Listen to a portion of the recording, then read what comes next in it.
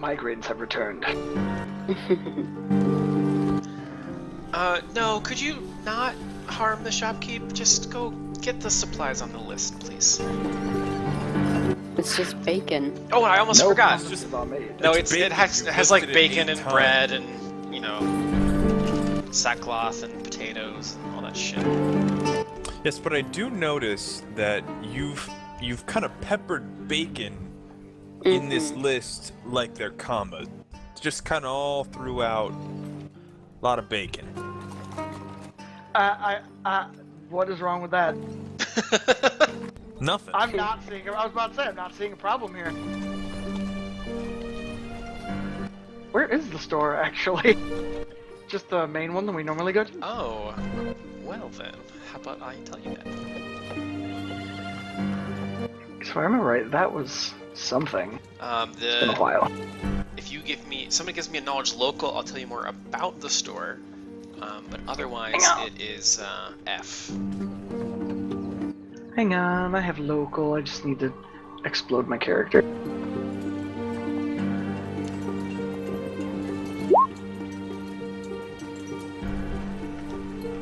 Hey! Didn't start off with a 1. We're doing good. Is the dog in the town square? Oh yes. Yeah. I'm Old gonna pet the River. dog. He barks at you happily, and there's a few children giggling and playing around with like wooden swords there in the yard. Assist with pets. So, the general store, you know, is run by Luthko and Marta Avenaki, sorry. It's kind of a funny name. That you know they have 3 little girls. They have... yeah, you know they have 3 little girls, but you don't know a whole lot else. Because it's not something that you've, like, asked around the bar before, so it's all stuff you've heard in passing. So, I guess we'll move over to the store. So it's an elderly couple. They're not that old, actually. Is this going to be the store of mystery?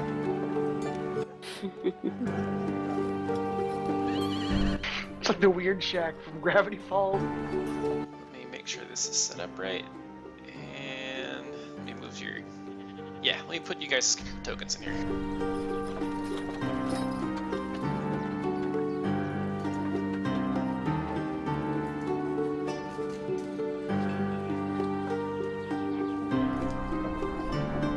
Okay, time to go to the shop.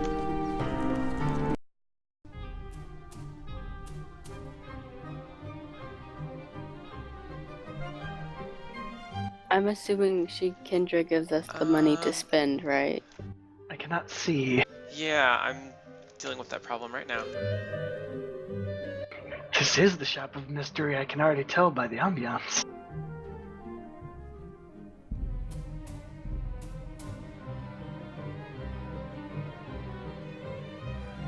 Kind of dark in here. Guys should probably turn some lights on if you want Oh, to for the sell all window. that bacon. And that's Wait. how we found out the shopkeeper was a vampire. Yeah, in the dark. So this module actually came with music specifically for the shop, or? No. Oh, okay. Okay. And actually, I was when- really scared that it wasn't going to work because yesterday Fanburst wasn't working, and I was like, God damn it. Oh no. Uh, I was Oh, about to say, like, I it almost comes with forgot. Music. I almost forgot. Damn. While you guys were in the yard petting the dog, you heard a little musical number off in the distance, like way, way off in the distance up north. Sounded a little something like this.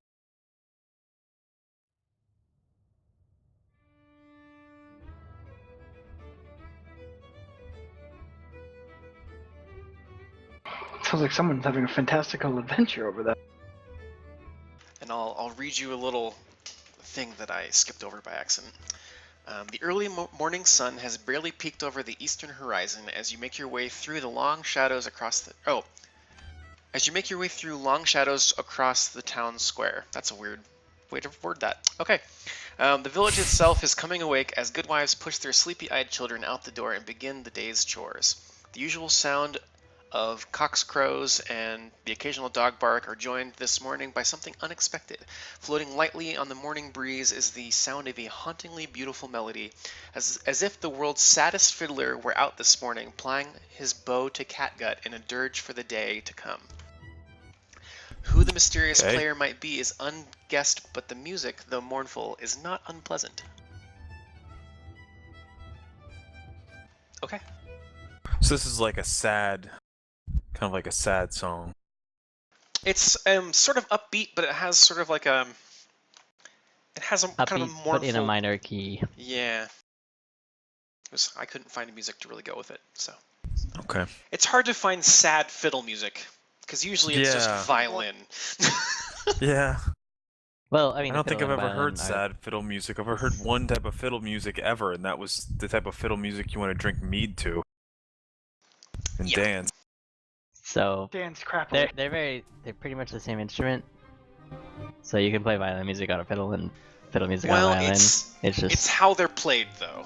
There's a difference. Well, there's a very big difference between Bob though plays the fiddle, and I was trying to find sad fiddle music to go with it when you guys were doing the bar challenge. When he was playing his Battle of the Bards. Impossible to find. Like impossible to find. I spent dramatic easily or sad 3 hours looking for sad fiddle music. It was retarded. I gave up at a certain point, pretty much. Like after like an hour or more, I was like, all right, well, this isn't gonna happen. Yeah. Okay, right. So you guys enter the store. Zokar looks familiar. Do we know him?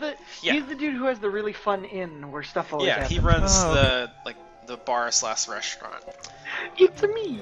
So I will give you guys a little synopsis of what's going on in here as well. The storekeep and local Gafar chat idly near the front counter talking about the strange music, which has apparently been heard across all parts of town since before dawn. Speculating as to who could be the source, the storekeep's wife stocks shelves while their younger girls run around playing chase. You once again eye the suit of fine armor that stands near the back of the store, wondering what kind of coin it would take to get the storekeeper to part with it. You've heard him mention that it belonged to his wife's long-deceased grandfather from back when he fought for the crown.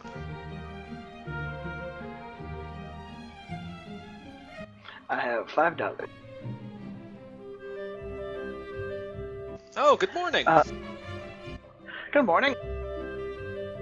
We need bacon. Apparently a lot. And other sundries. Mostly bacon. Mostly, yes. Oh, I take it you're here on Kendra's behalf. Very good. Then let me just see your list there. I look at someone who has a list. And while he's taking the list from you, Zokar kind of like says his goodbyes and sort of nods at Luthko like they're finished with their conversation now that he's talking to somebody else. And he makes his way out of the store. I think Pleo's just gonna walk up and down the aisles, kind of wandering. Sure. He might bow to the ladies as he passes them, but obviously doesn't say anything. Does he tip his fedora? I don't wear a fedora, but if I had one, I would be. One of the little girls just narrowly misses you while she's chasing her sister. Dodge check. Oh, pardon, mister. I bow my head to her. And my game just froze. Yeah, mine did earlier. Fail! Fail! I lost all respect for you. It's all gone. Such a fragile thing. All gone. I'd warned him if anything happened. You did warn him, to be fair. I already messed up, so I don't know where this was earlier. This is the one you've admitted to. This is the one. Well, he admitted to the first one, I just didn't notice. Jesus Christ, why isn't this reloading?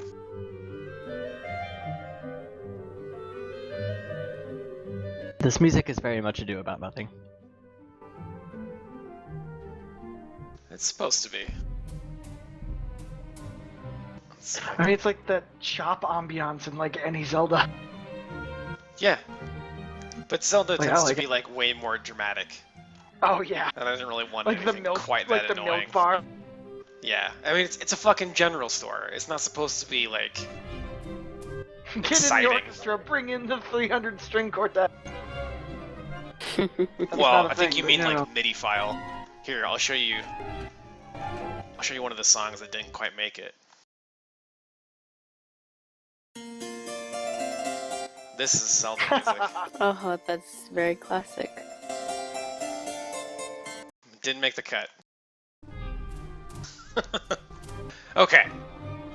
So Can't imagine why. Luthko looks down his list. Looks down the list that you've handed him, and just starts gathering things off of the shelf behind him. And he says, "If you'll excuse me just a moment." He steps into the back room. You said there was a suit of armor? Yeah, it's Is in it this? the back corner there. Yep. I'm gonna walk over to that, and I'm going to examine it with... What, engineering? No, probably not engineering. Appraisal, right? I mean, it is... Depends what he's trying to figure out. Well, I just want to see, like, how well it's crafted. Would engineering be anything like that, or maybe gunsmith? No, if you're looking for the Appraise. value of an item, you would want to do appraise. If you're trying to figure out like how well crafted it is or what it's worth. Does that require a point? Because I have it. I think so. Let me check.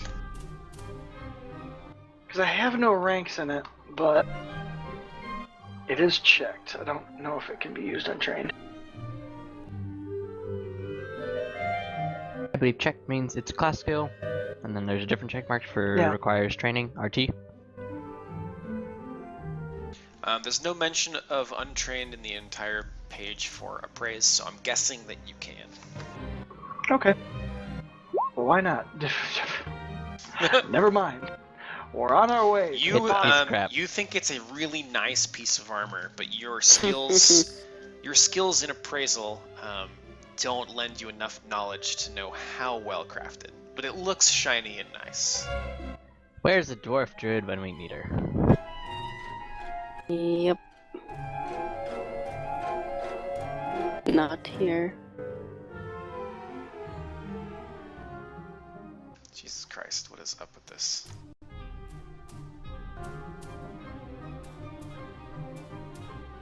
If I accidentally open a token dialogue, it freezes Roll20. Every time I open my character sheet, it freezes Roll20 for me.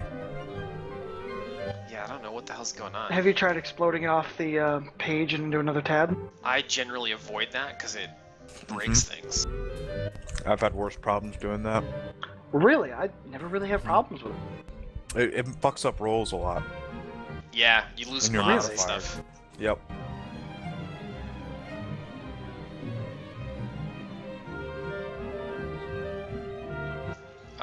One second. I mean, I think this might be a problem with Roll20 because I just went, like, I opened my character sheet and it was fine, but when I went to close it, it froze up. Wait, no, it's back. It's a Hmm. Roll20 thing for sure. Yeah.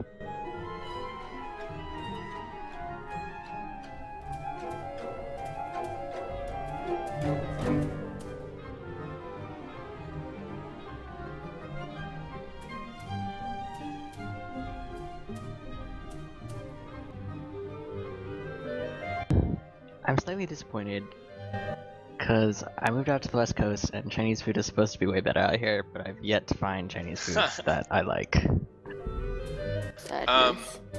So First okay. world problem. So anyway, back to the game. As the girls are chasing each other around the shop, the mother stops one of the girls and says, "Could you go get some herbs from the cellar?" Says, "Oh, but Mom." Her sister giggles and runs upstairs. Which one's the mother? Marta? Marta, yep. That's Okay. Mom Pings.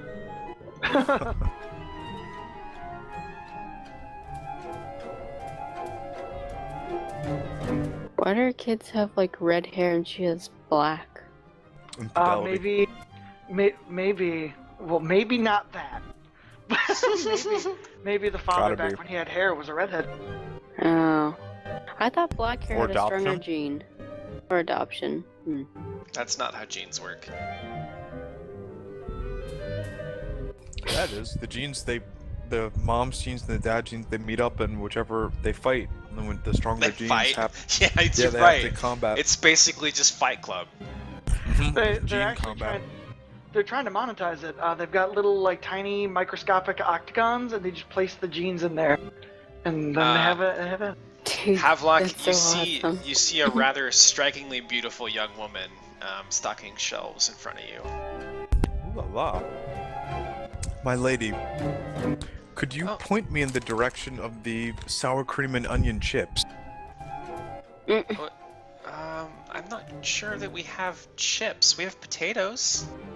Good Do you enough. have sour cream? I'm afraid not. There's no dairy farms for quite some distance. Blast! Well, I mean, what is she? What might your name be? My name is Havelock, Inquisitor of the Order of Pharasma. Pleased to make your acquaintance. She sort of looks surprised that you're talking to her, and she you see her shift her eyes over toward the direction where her mom is. The shelves are about chest high, by the way. Well, how old is she? Because Wait you a said minute. she was a Pump the striking. brakes. You said it was She's- striking. She is Stock girl. striking in a jailbait sort of way. Okay, well, never mind. The Yeah. Wait, has wait, wait, been wait. told. Wait, because like the era in which this is happening, like jailbait, it's a completely Okay. different thing, Well, anyway, she's like 16, 17. which is not Havelock don't jailbait. get down like that. Don't Not say that's jailbait illegal. in this time period. Mm-hmm. Like that's when girls get married in this time period. That's true. Got a point. Anyway, you were saying striking stock girl? Oh, I can't remember what you asked her. I just made her acquaintance and she looked at her mom. Oh, yes, I creeped up. I'm Rebecca. Pleased to meet you. And she does sort of like a curtsy sort of thing, because she thinks it might be expected of her. I'll give her a polite and platonic bow. Totally platonic. Very platonic. Have you ever killed anyone? Because she looks you up and down, and she can see that you're an inquisitor. I still. I'm going to slowly place my hand on his shoulder and just kind of give him the, don't ruin this. Don't. You're going to freak her out. You're good at these Well, looks. not if I can help it, but on occasion, Grammy! it's been the last Okay. Music has Sudden changed. change Kind of in rude. tone. No, dear, you know Grammy and Grampy passed from the fever last winter. She's not waiting in the cellar for you. What?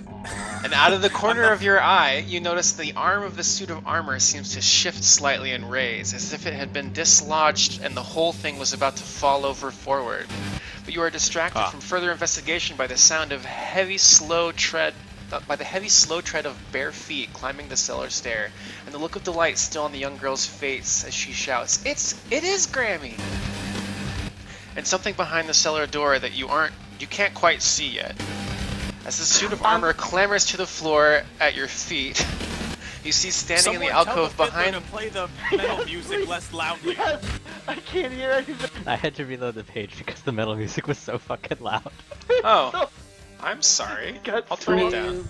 It's like you're describing this epic scene and the music keeps getting louder and louder and louder. Damn and it's it. building, and I'm like, oh my god, I'm going to explode. I'm sorry. You guys are such newbies. I have my volume. I controller. balanced this for mine, but I guess. Damn. It's fine. It's hilarious. That's what it is. Alright, well, so the suit of armor clambers to the floor at your feet, and you see standing in the alcove behind the worm-eaten corpse of what was once a gray-bearded old man. You can only think to yourself, and this must be Grampy. And then the screaming begins. Jesus. So You're is going all from of this here? happening right here? No. Oh, over there. Oh. Is that Grammy? No, Grammy's in the cellar. Ah. I see the tip of something right here, so. Yep, so I need initiative rolls.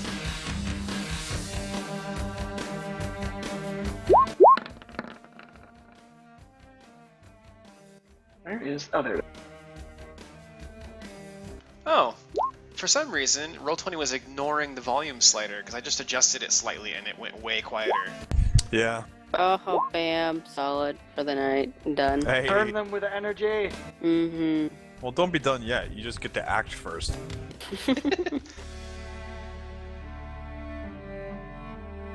Use that great initiative to just pop a squat and chill.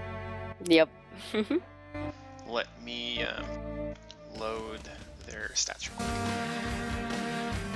Because I didn't do that apparently. Zoo's character is so quick on her feet that the zombies just die. Yes. Oh, there's more of them. No.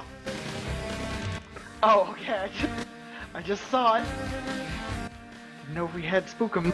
I didn't know that was going to do that. That's interesting. Okay, let me try this again.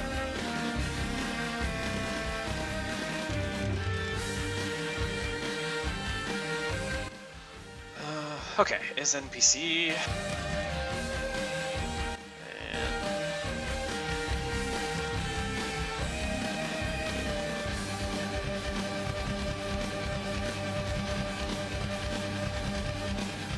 Oh, man. For real though, how intense did that fucking music get out of nowhere? That Mm-hmm. fiddler's going off the chain, man. He's just sitting outside with like the fucking Right outside the apocalypse. window. Yeah, His he's got face apocalyptic pressed to with the him. glass. Just imagining like a fiddler walking around outside and then like he like scoots a chair out in front of the store with his feet and plops his fiddle on the ground and it grows into a cello and he starts playing crazy apocalyptica music. That's sort of how I imagine that. That's happening. awesome. That'd be pretty cool. People are making the percussion by running up to like the patio where Old River is and they're just going like smacking their hands on the wood. No. The whole town comes in for the ambiance. Well, this isn't quite working the way I thought it would. That's okay. Let me roll initiatives for these guys. Good. I just gotta look at Granny. Then again, Grampy is not doing too much better. I mean, We're dead going people. in for bacon, and this is That's what we the get. end of that story. We can't even buy bacon. I mean, I gotta be honest, maybe we are the problem. I mean, this only happens wherever we are, so I mean... Interesting, there's 2 human zombies. They did not realize that. You would think you'd smell them. Mm-hmm. Yeah, Rancid. did they come out of the ground? Wait, how did they Give get me in here? knowledge religion and I'll let you surmise I how they cannot. ended up here. I'm good at think this. I can. Usually. Yes, Zoo Do it. would be our absolute... Well, Zoo and Havelock. And Plea. I'm the only one. Yep. we have three. Never mind. I'm incompetent. Not so great. Much better. Hey, we're a team, man. Yeah, that works.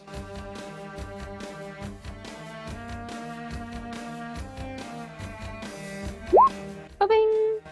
Okay, with a 22, Oh, it says untrained. Huh. since you have already, since it's kind of obvious that this is their grandpa and grandma, you're able to surmise that the sound of children playing probably brought them into the house because they were familiar with that when they were alive. But now, obviously, they have an instinct to kill all living creatures. So, Oh, Gramby goes first. Hmm. Oh no. Well, besides Zoo. Xenesis, it's your turn. Oh boy.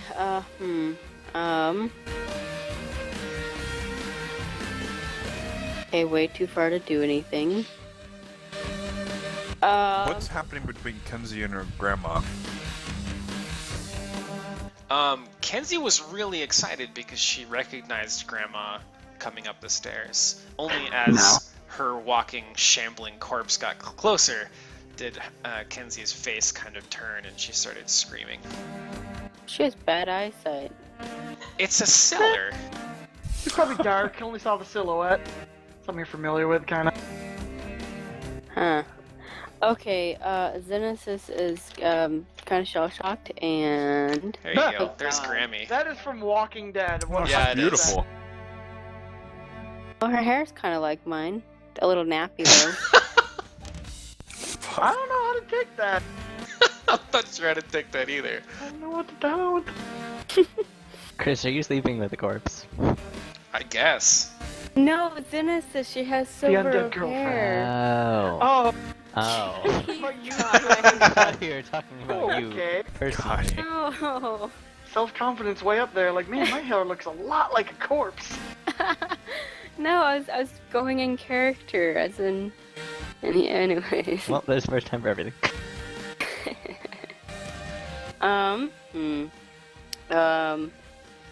I guess she can... Oh god, I don't know. Can she hold her action? You roll nat 20 and you're gonna delay your action. I don't know what to do as a cleric. I mean, I guess I That's can... why we're playing tonight, is to get reacquainted with our shelved characters. It's been like 2 months.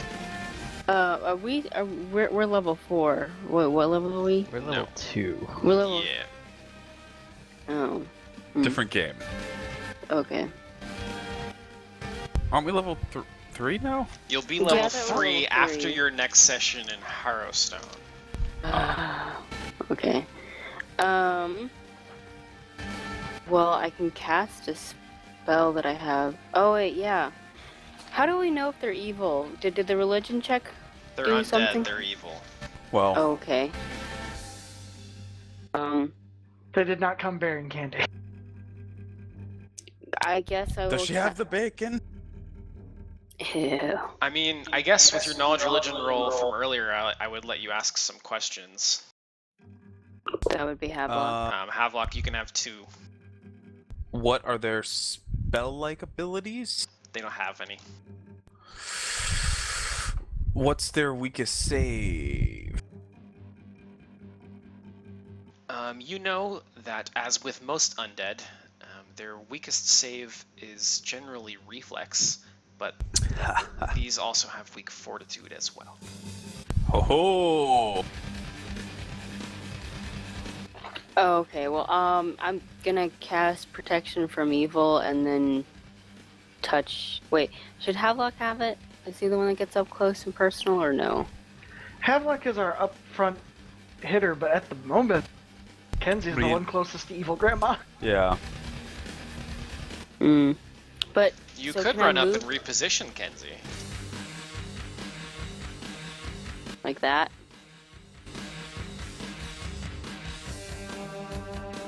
So I moved here. Does that count as See. running up Well, you towards would her? want to do, you would reposition as a combat maneuver. So you'd have Okay. to do a standard action to move her. So basically you would walk over to her and then you would try to move her to a different square. Okay, can I move her to this? Oh, wait, no. I should move her to this square. Yeah, give me a CMB. Okay. So I don't know, defenses or core? That'd be Attacks. attacks.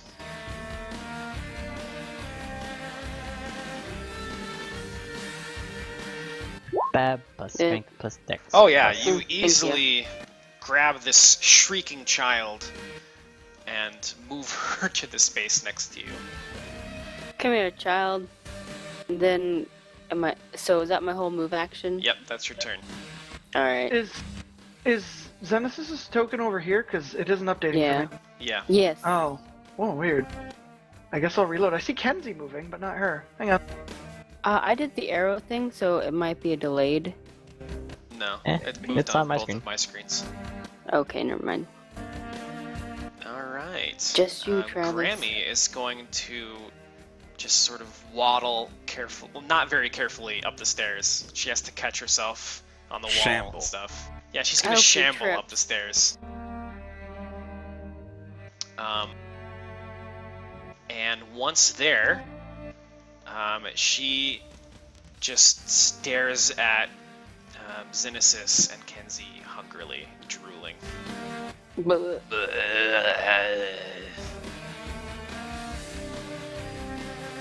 Do I notice that she's not attacking? You do, and with your knowledge religion check, since you didn't ask me a second question, you know that zombies have really poor reflexes and are permanently staggered. Ha! Ha ha ha. Idiots. Idiot. Being dead and shit. Kenzie, run! How do you know my name? Oh yeah, it is Kenzie's turn. She's going to... Psychic! She's gonna run towards her mother. They will grab hand Oh. and run up the stairs. And Rebecca will follow them. Other than zombies that climb. And Wait, why would they not run outside? I'm curious. Lock themselves in a room. Maybe there's zombies outside. They don't know. because their What bedroom's if the apocalypse upstairs. just happened? They haven't seen The Walking Dead. Right? They go out there, whole horde. Oh, and I'm about to fire the gun. That's the Luthko dinner comes bell. out of his office with like a bag, and he just like drops it on the floor, and his mouth is a gasp. Leopold. Alright, I'm gonna spend a grip Luthko, point what and kind shoot of this. bacon are you serving? In here. Roll an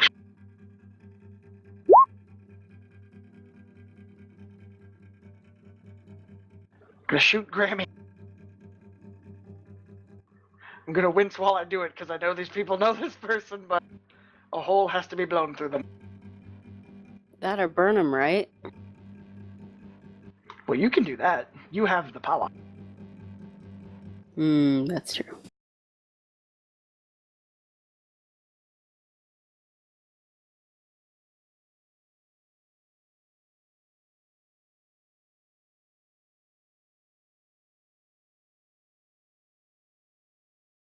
Okay, for zombie, 27 is definitely gonna hit, and that's 9 damage. I think they're 10 damage. Yes. Sorry, I was just reading undead traits real quick because I couldn't remember if they were immune to precision damage or not. I don't think they are. They're not. Yeah, so you're good, right? Because bullets are piercing bludgeoning.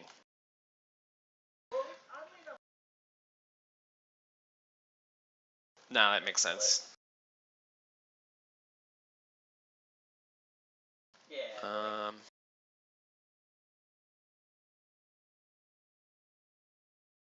Yeah, they don't have anything special against your damage, so 10 damage against her. You blow a rather large hole through her chest. Yeah. Yes.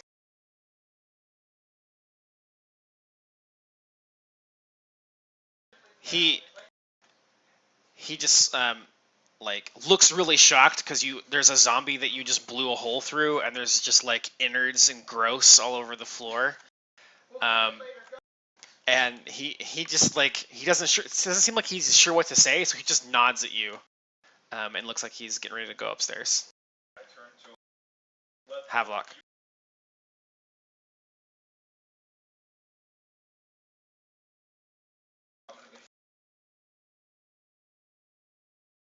I think we have other priorities right now, sir.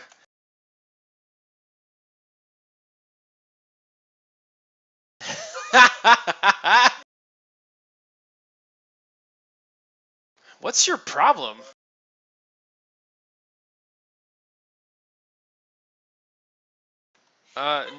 Neither. It's my wife's mother, and that's all the conversation we can fit into this duration. You will hit, and you will just split her in twain.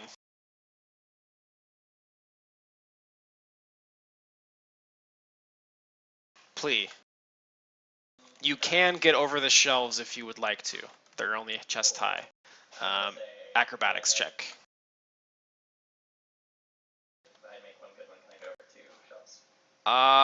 If you did one really good one, I would allow you to jump to the other shelf. But I think it would be better to do two. But you do you, man.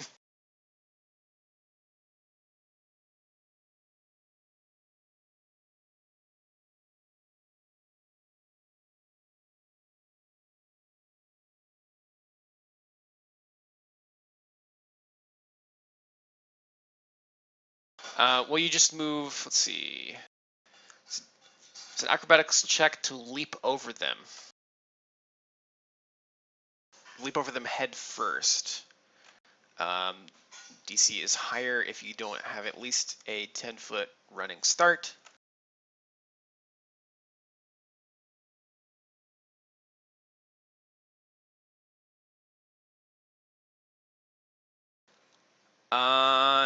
You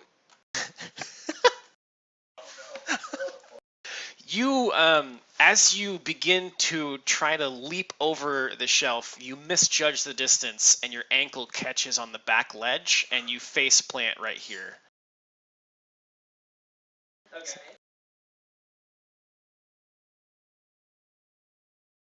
And now you're prone.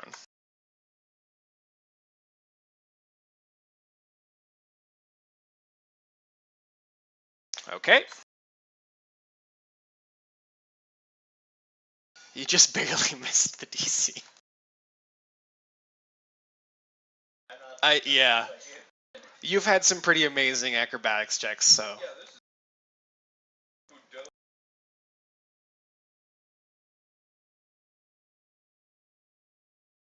Yes.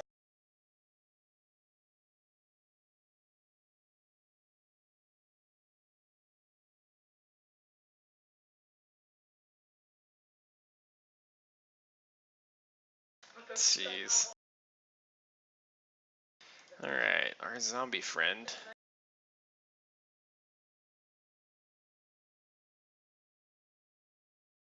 He lumbers over to Xenesis and just right in her face.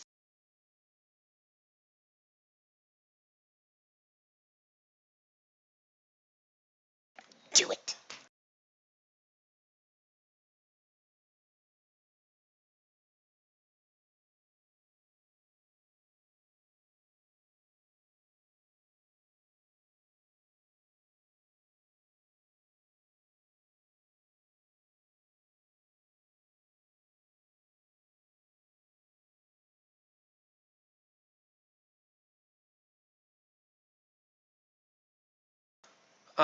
You can't pour it on him, but you can throw it at him.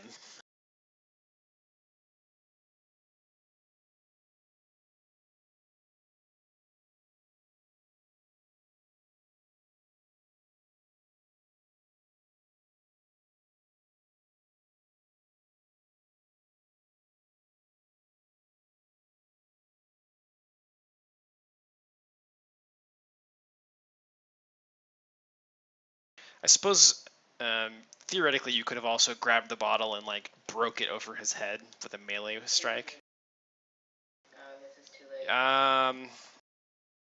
Yeah, go ahead. Why not? Fuck it.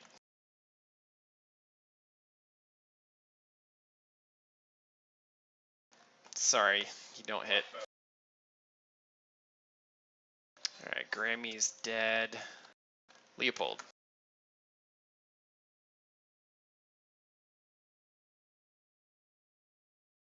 Yes.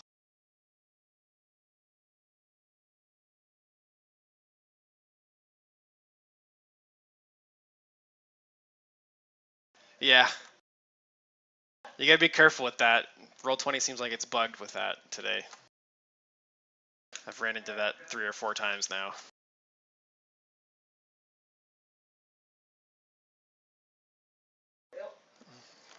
maximum damage.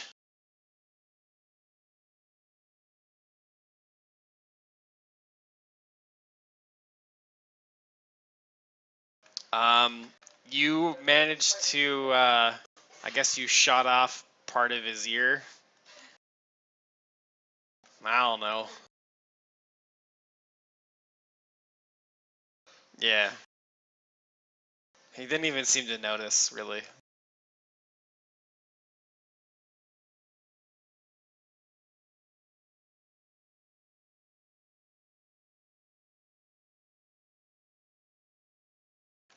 Alright, Havelock.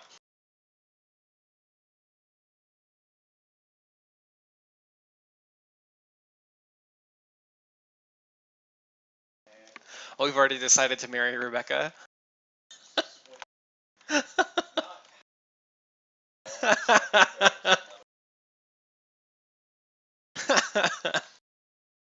um, you... Uh-huh. Yeah, because I wanted to fuck with Havelock.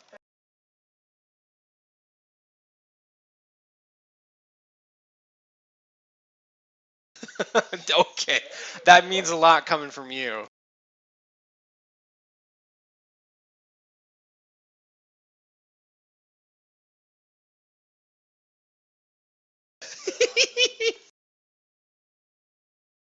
Well, it's funny because if you think about it, this whole combat lasted, what, like 15 seconds?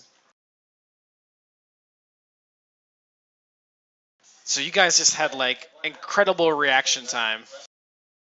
Yeah.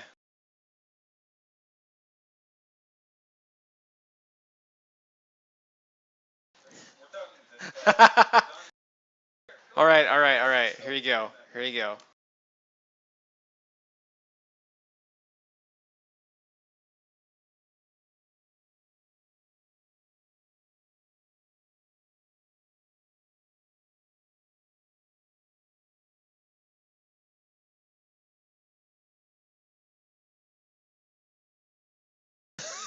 Yeah, they're not in the best shape at the moment.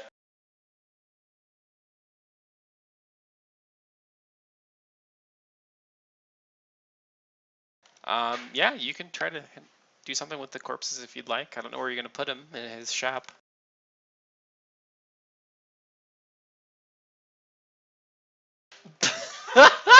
Okay. So.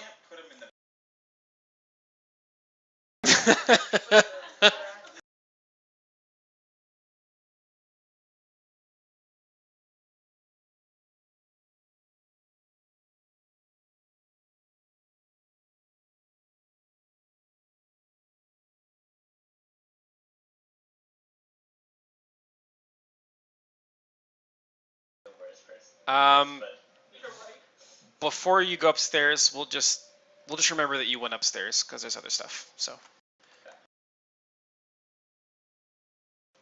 Okay, so you guys are figuring out what to do with the bodies, and while you are musing over the bodies, you can hear. Give me a perception check.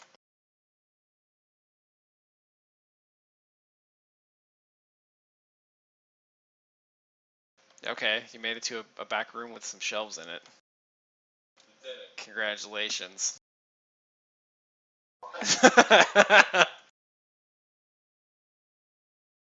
That'll work.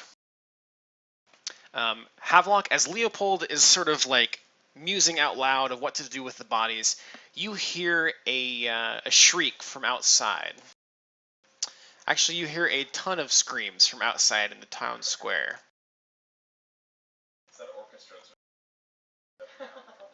But immediately after you hear the screams out in the town square, you hear some shrieking from upstairs that sounds an awful lot like the wife and 3 little girls.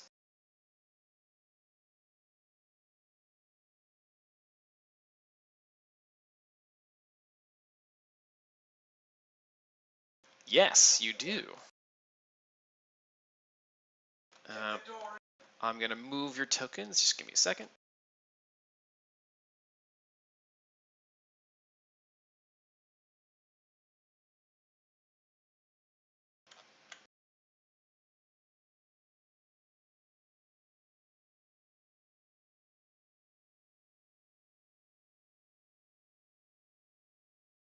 And actually, I need to shut these windows because there's a certain ambiance that's supposed to be here.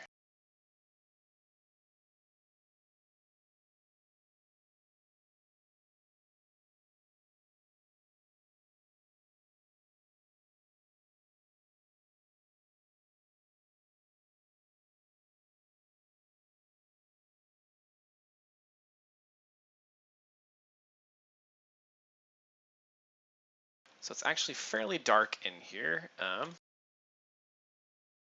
should be a description. Where's that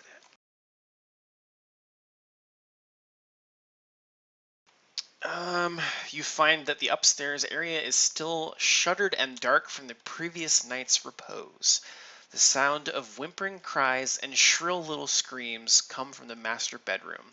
A single candle lights the room with just a hint of dawn leaks through the heavily curtained window. Which you can't quite see yet, I guess. Let me open up this hallway door for you, because it's not locked or anything. Actually, it's already open for you. You can just walk through it. Okay, go for it. No, the master bedroom is down the hall. Let me move all of them into it. Where is green?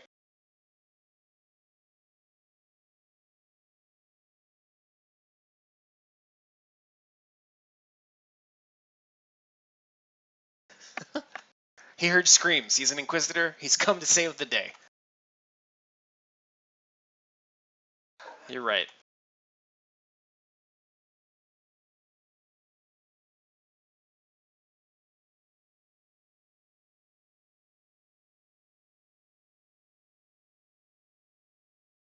That's not a door. You guys can go this way, and then this way, and the master bedroom is in here. Oh, that's a window? That's a curtain. Alright. Quit running around the bedroom. Okay, so when you guys enter, you find the family huddled behind the master bed. Hold on, let me adjust some people. They're just sort of in the corner. Yeah. 1 second here.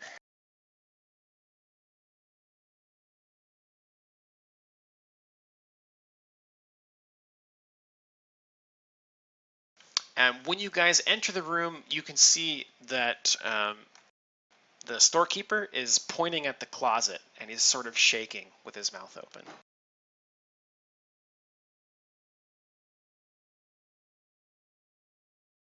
Mm-hmm. Roll initiative.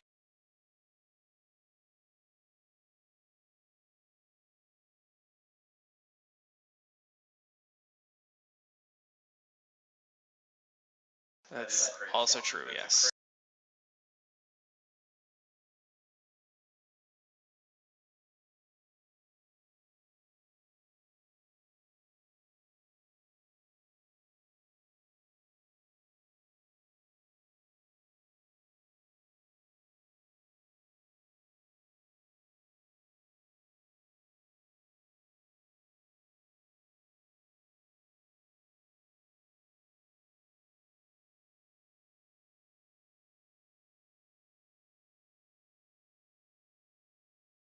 Let me add a turn for the shopkeeper, even though he has shit initiative. Actually, that's pretty decent. Okay. We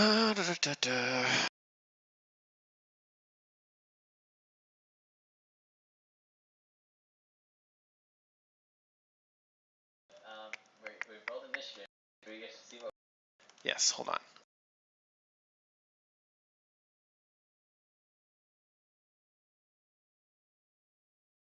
It's a slightly more complicated creature, and I'm going to make sure that I am familiar with it.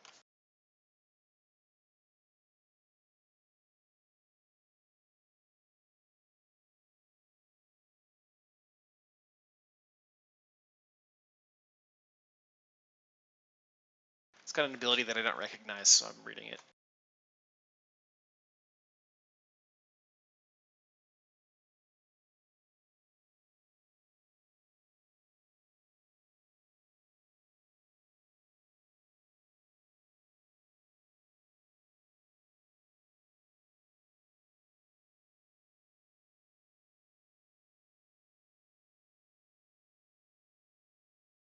All right, I understand this now.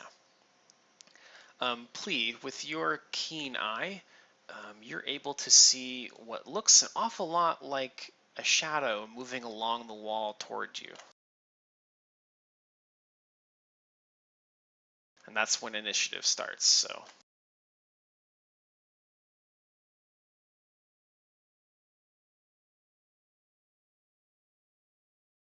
An excellent choice. Let me pull over my little knowledge reference sheet here.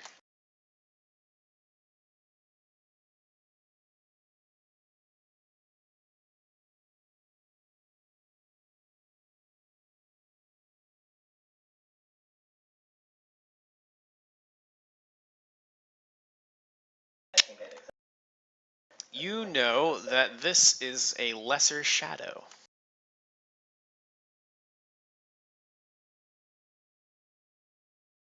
Yes, Havelock, you can ask me 2 questions.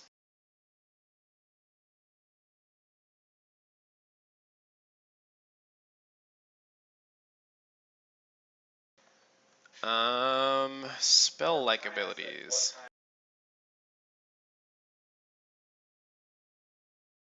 You want to know, like, special abilities? Okay. You know that the touch of a lesser shadow will drain your strength. You also know that in any light condition other than bright light, a lesser shadow's form blends into the surrounding shadows, granting it concealment. Which, for those of you that don't know, it means that you have a 20% mischance. Bright light, yep.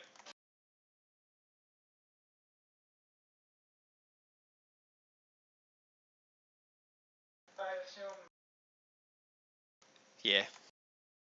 There's levels of light in Pathfinder. Right now you're in dim.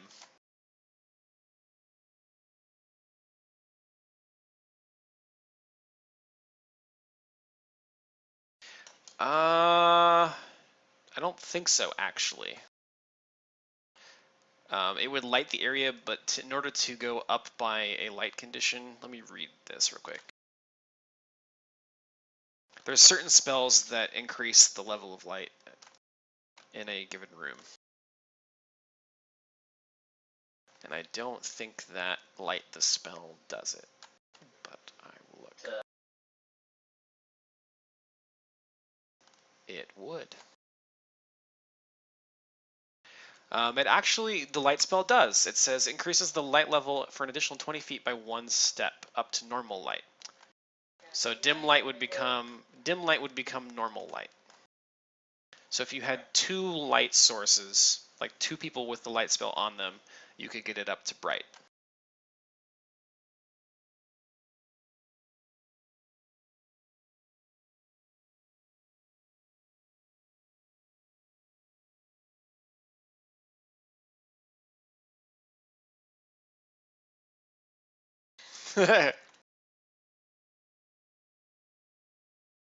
Yes. Did you want another question?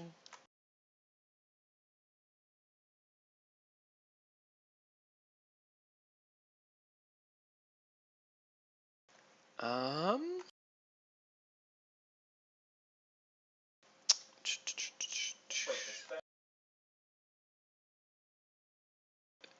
Yes.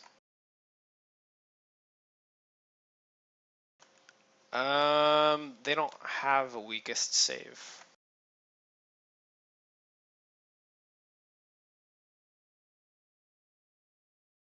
Mm-hmm.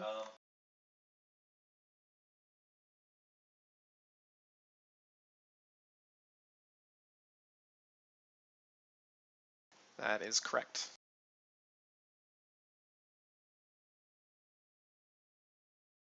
Okay.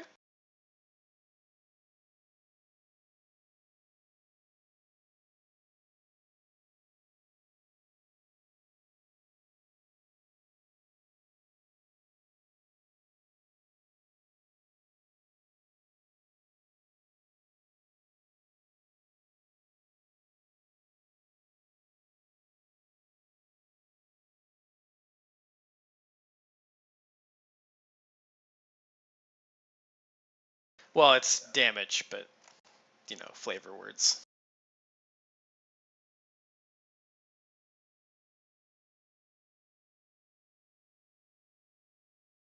You do. Oh, I thought it was only if I say you recover from. No, all damage you do.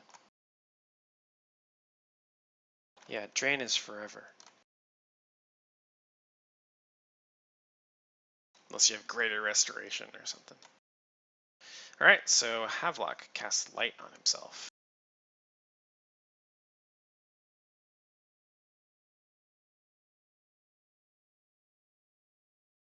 It's the general area of effect for that.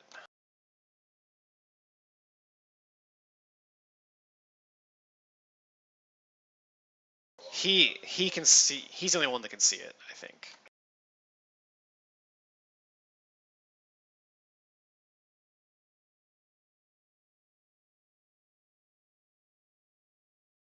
Yeah. You can. You have to go touch him.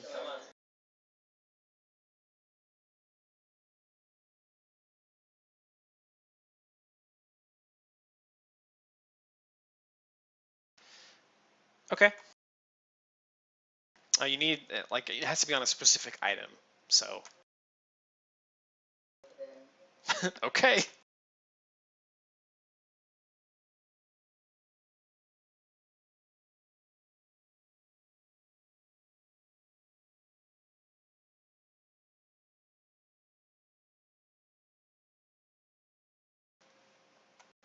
You hear what is awfully similar to a hissing sound, but it is pretty like inhuman and disembodied.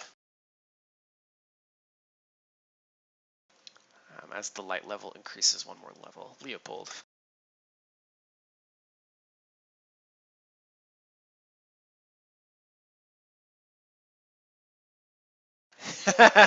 Yeah.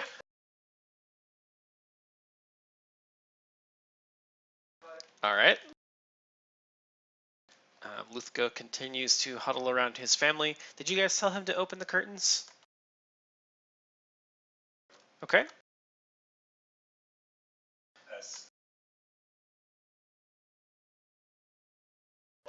Yep. Well, it won't matter anymore because he's opening the window. So daylight's gonna come in here.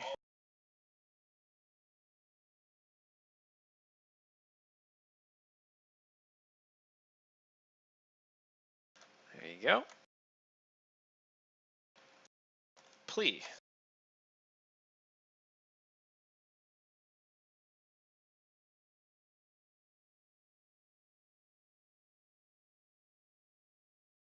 Go for it.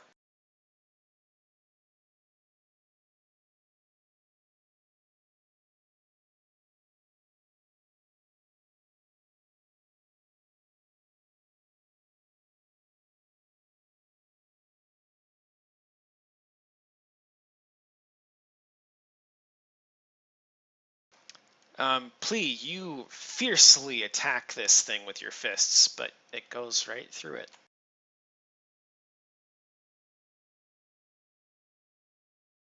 It's not DR. It's incorporeal.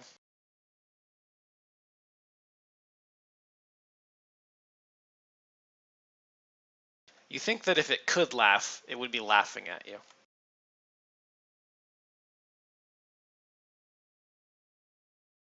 Okay.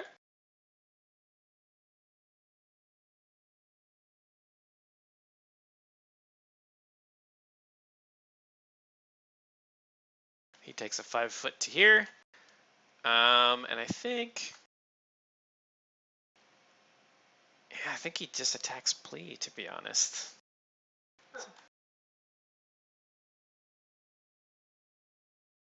Okay, so that's going to be a 16 to hit. Okay, take 1 point of strength damage.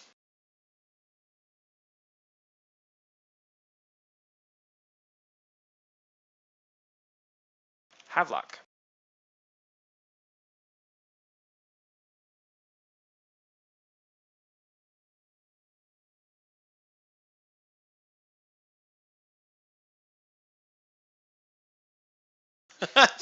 What?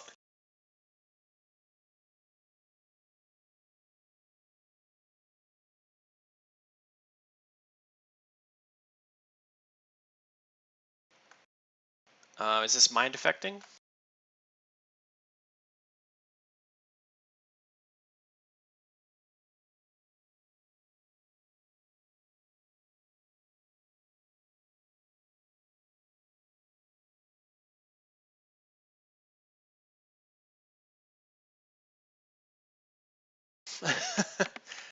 Okay. Undead are immune to death effects, disease, affecting effects, charms, compulsions, morale, phantasms, patterns, paralysis, poison, sleep, stun, and any effect that requires a fortitude save, unless the effect also works on an object or is harmless. I'm going to tell you that you knew that, and I'll let you rethink your plans. It would be immune to the spell, I think. Well, is the I don't. What's the what am I trying to say here? Is the spell damage along with the save?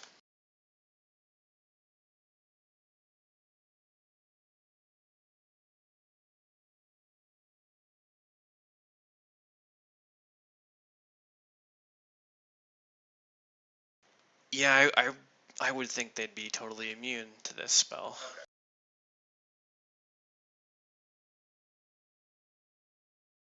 You're not wrong. That's true story.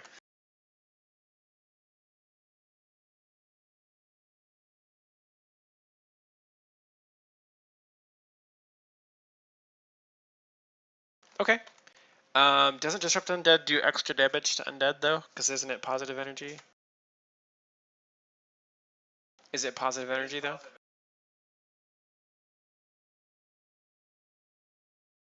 Oh, oh, it doesn't do it. Oh, yeah. Yeah, you're right. Yes. Well, roll it again, because that's a crit threat.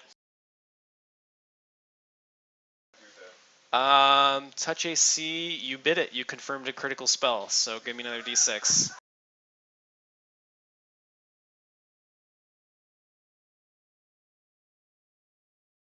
You give him a good zap, and he dies. He just... Yeah.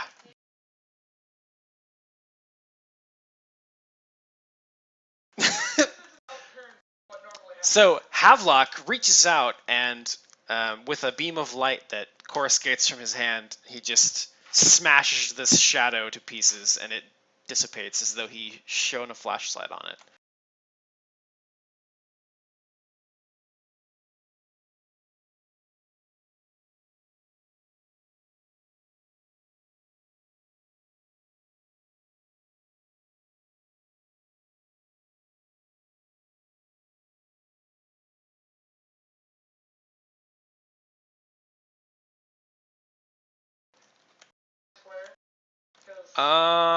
No, this is opposite the town square, actually. Okay. Leopold, you can still hear screaming from the courtyard below, and you can see zombies lurching around the town square, chasing people really slowly. You can see people running into their houses and locking the doors behind them, so there's a few houses that have zombies just like pounding on the door. You can see... Well, actually, give me a perception. Oh, you did. 16... Okay, you can see that Old River, the dog, and the children are still in the gazebo, and no one else seems to have noticed them yet.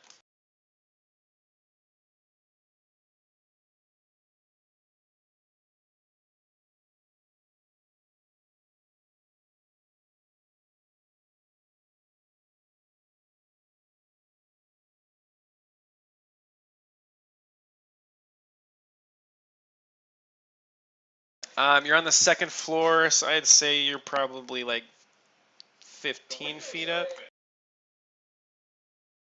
Yeah, but that's the one away from the courtyard. Oh, yeah. No, you can jump down. I'm just saying it's still more than 10 feet off the ground. So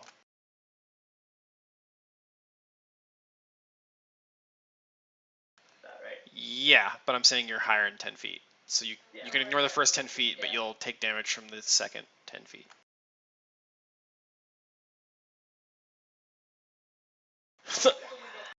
All right. Yeah. So Plea just swan dives out of the window and then like tucks and rolls like fucking Zelda. Well, Link, I guess. Fucking Zelda game.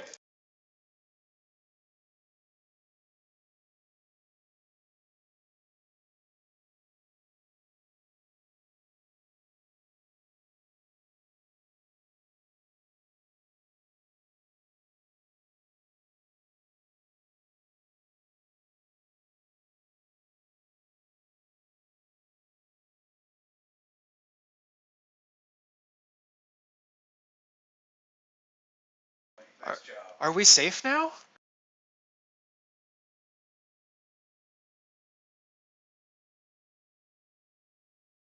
Uh, oh, are you rolling acrobatics or are you just falling? Alright. Eesh.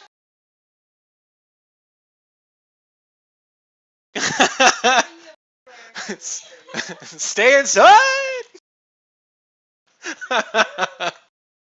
Alright, hold on. I gotta look up. Yeah, no, that's what I'm imagining happened. That his ankle caught on the window and he just fell backward. Let's see. Falling intentionally. What's the DC?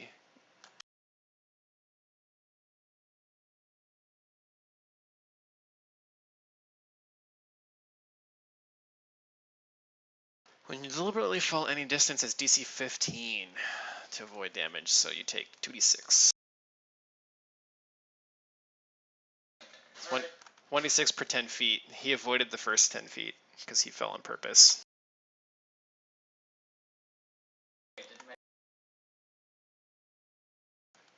No, you can never avoid damage past the first 10. You can avoid 1d6 of fall damage, basically.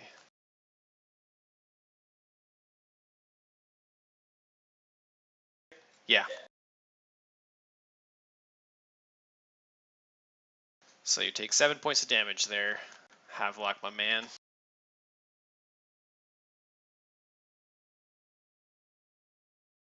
Yeah, you're fine. Everybody else runs downstairs. You guys all meet in the town square, and unfortunately, I had to make a really big map for this, so hopefully it runs okay.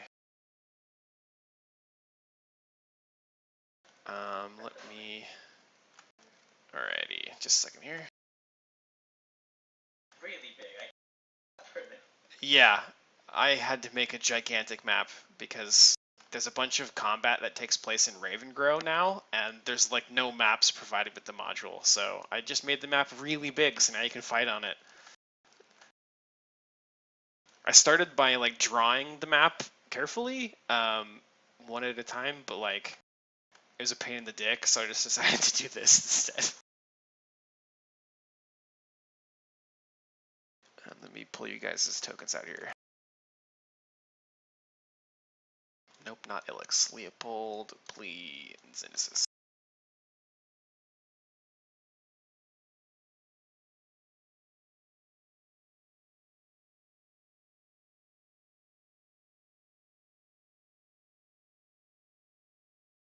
Alright.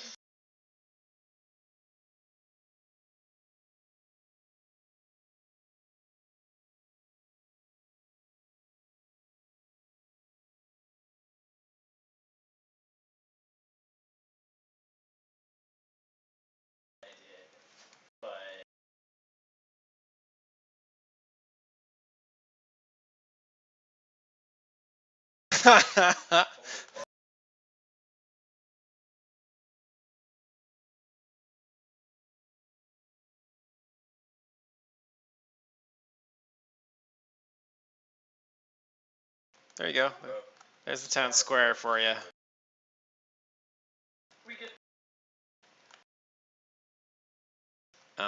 As you get closer, you can kind of make out what looks like some disembodied hands just sort of crawling across the ground towards Old River, who is barking ferociously.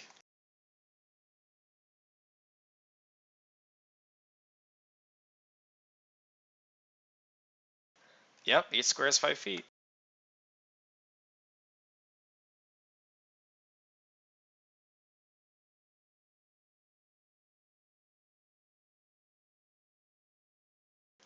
No, you're not yet. I would say when you get to like here-ish. Well, let me think about this actually. Maybe it would make more sense to do initiative.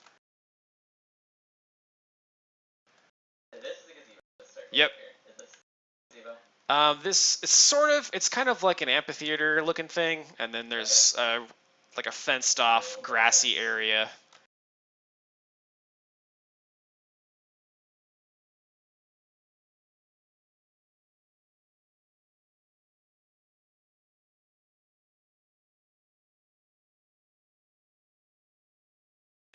Go ahead and do initiative. It makes the most sense, I think.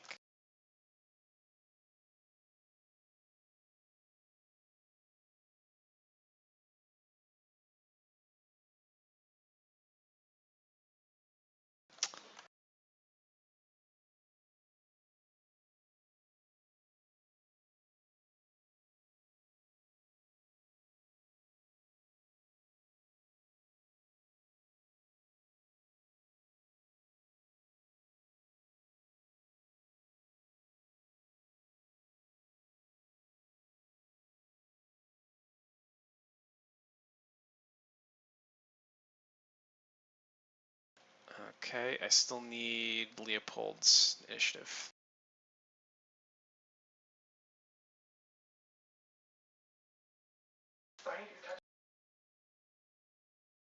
Oh.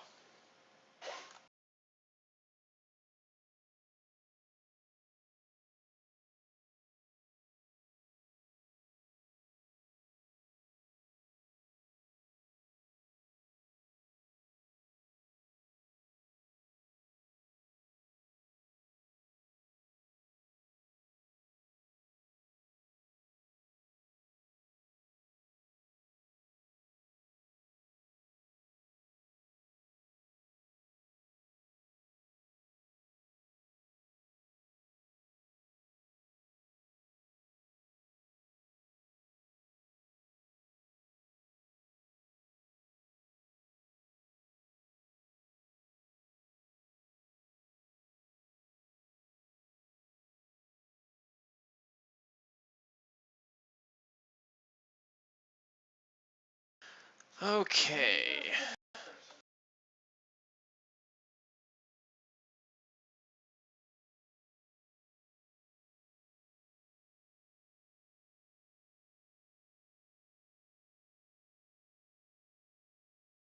Okay, I'm having trouble clicking buttons right now. There we go.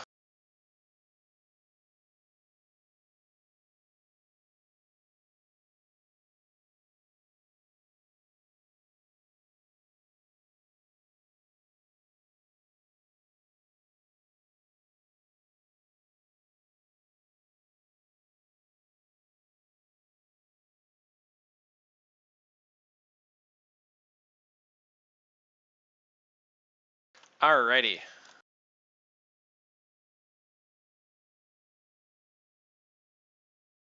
Xenesis, you get to go first.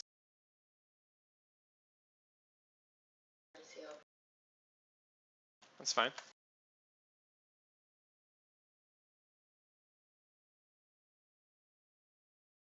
It's a big courtyard, man.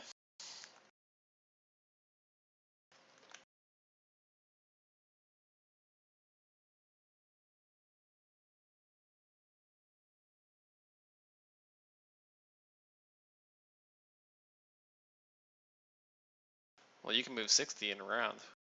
You can move farther if you run. Yeah. Well, if you run, you move 4 times your normal movement. You can actually move 120 in a round, but you lose your dex to AC or something like that when you're running.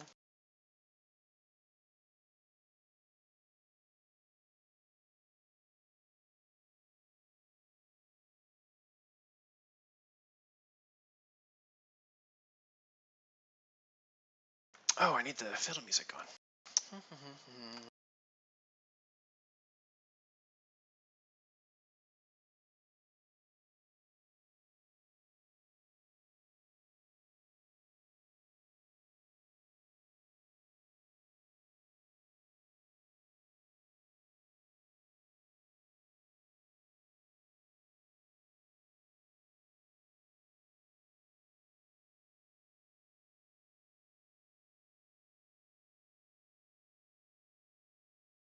Okay, have luck.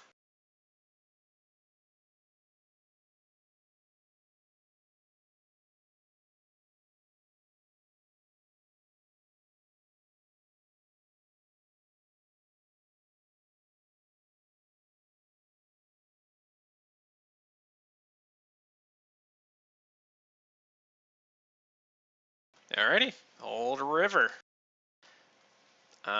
Barks ferociously and repositions this child. Uh-huh. Well, like, Xenesis, from your vantage point, you can kind of see that, like, it looks like Old River is trying to keep the kids away from the hands, but it also seems like the kids are trying to keep the hands away from Old River.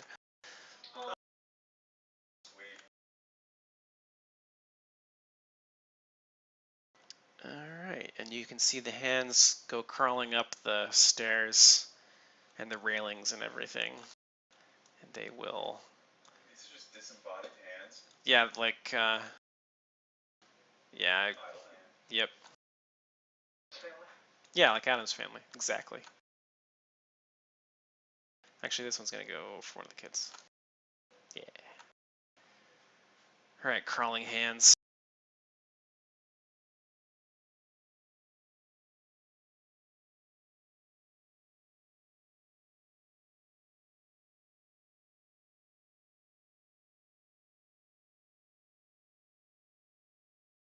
Oh my god, let me click buttons. Holy shit. I can't, like, click OK. This is dumb. Alright. Claw plus grab, alrighty.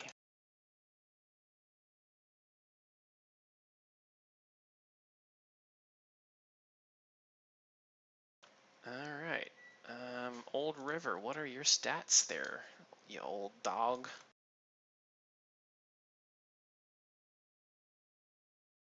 I guess he just must be a doggo. Just a doggo.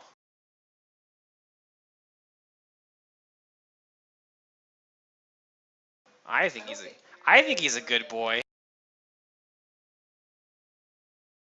He's old though. He's at least 10 years old. I said at least. That means he's older than 10.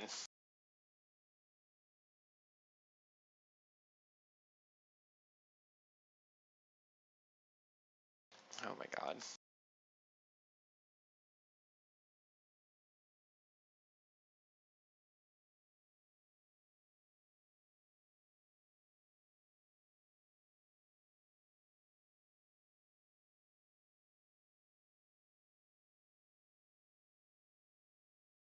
Alrighty. 2 of the hands miss him, 1 of them hits.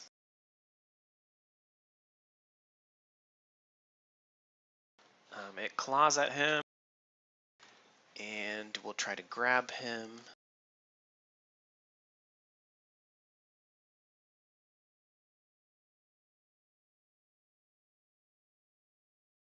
Oh, yeah. 1 of the hands is now grappling with Old River. It's on the back of his neck like a harness, and he's barking and growling at it and trying to tear it off. The other one successfully attacks this child. How much health does a kid have?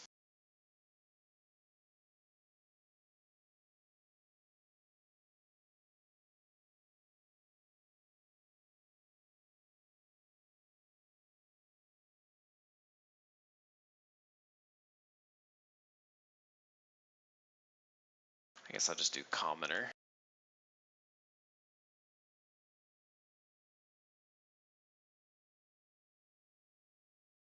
Alright, I think we'll roll for her health. Ooh.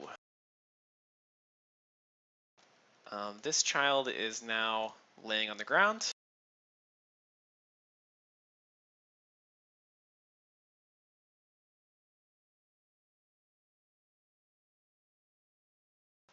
And please turn.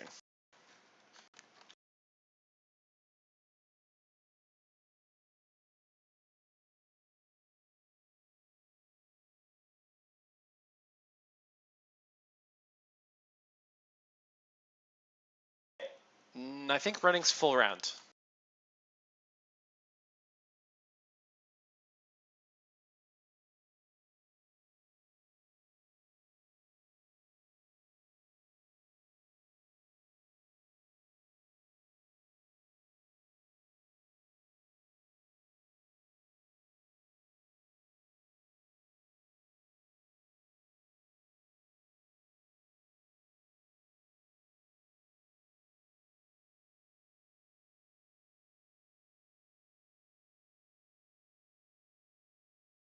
Movement, run. Move 4 times your normal speed if you're in light or medium armor. Actually, I guess you could run and take an action. You just couldn't take 2 movements.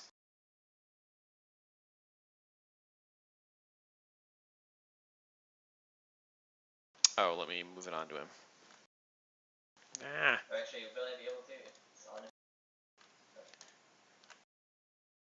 These are diminutives, so it has to be in his square to grapple him.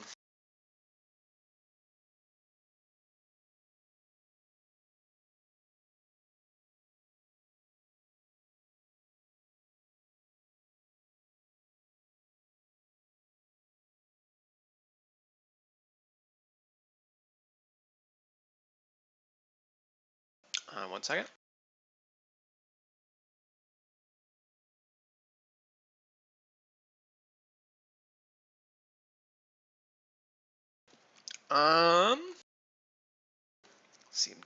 CMD.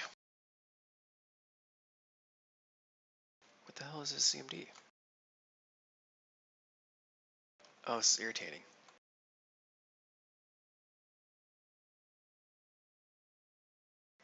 Please don't make me calculate it. There it is. Yeah, you successfully grabbed the hand.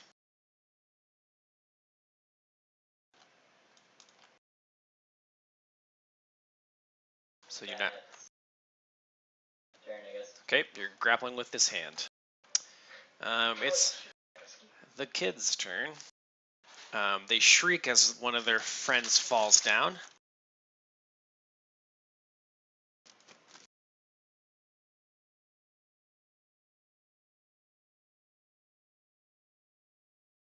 This one pulls away her friend. The other one steps forward to try to attack one of the hands with her little wood sword. And she'll miss. Leopold.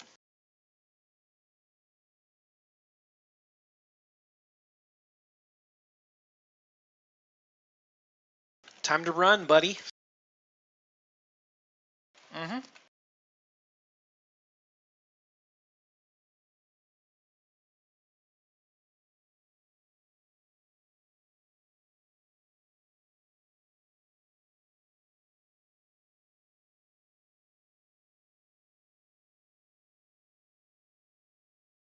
Cynesis.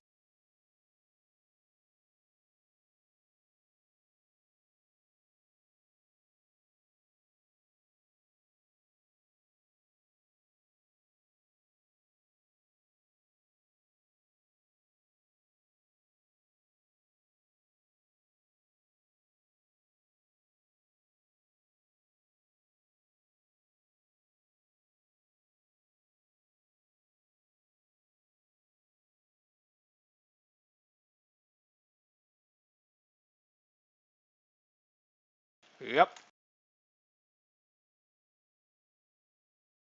Havelock.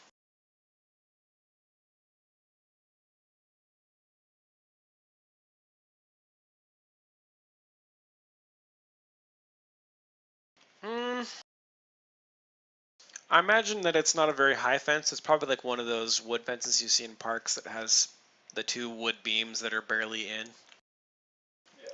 I would let you jump it with an acrobatics check, sure.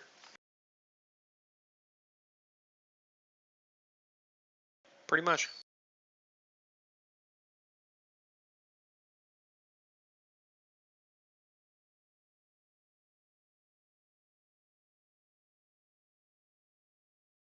Well, since you're running, the DC is lower. You just gotta hurdle it, that's all, man.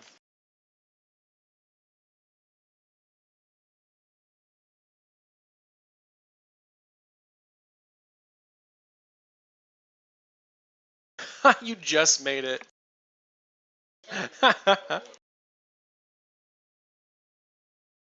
Yep, you made it.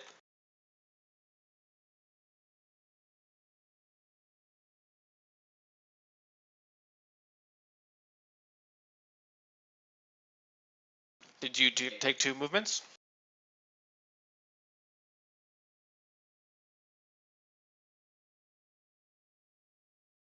You took 2 movement actions, though?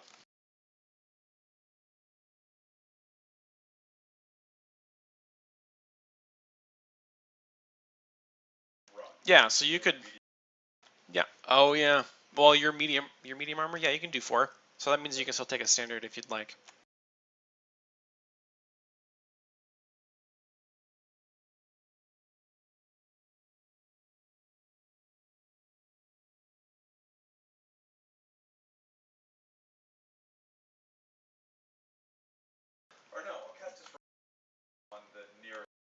There you go.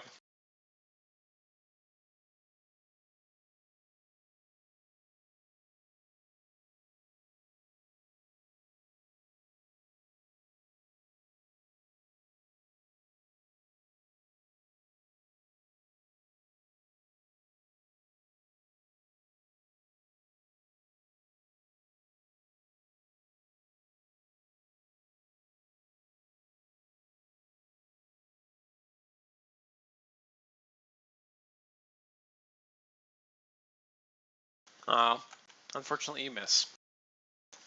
Roll me another d20. Actually, roll me another ranged attack, just for confirming the fail.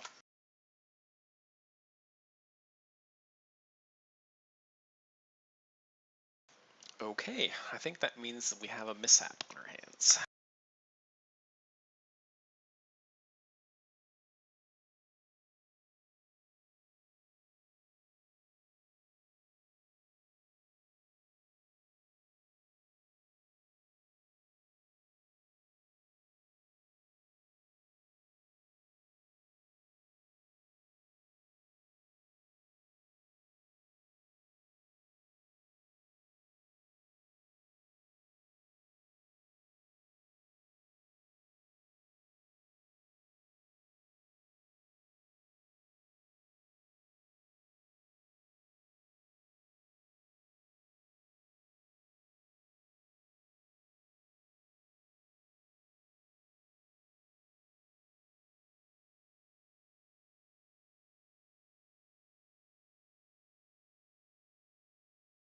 Oh, I had a calculator for this once. Aha!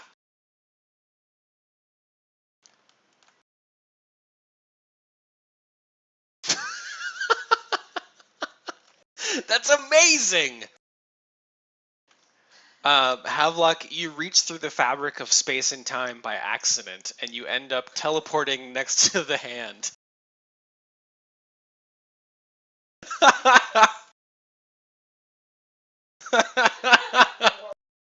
That's that, that's amazing. I love that.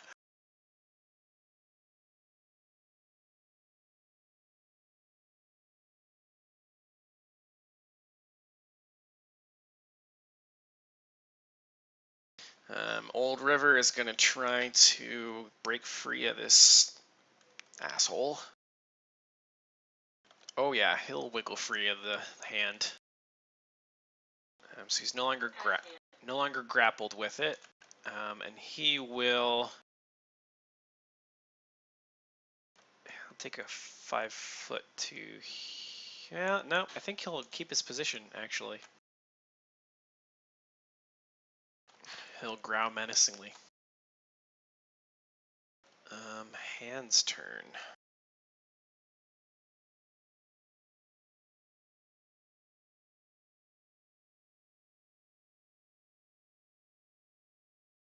Alright. That's quite a bit of damage to the doggo.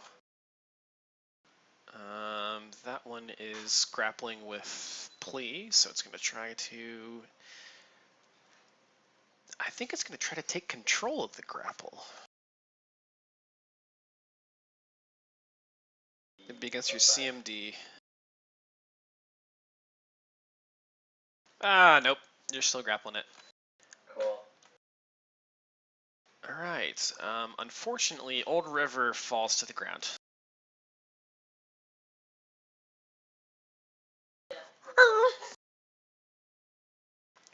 The other one will attack Havelock. I'm guessing a 24 will hit. And you'll take 2 points of damage, and then...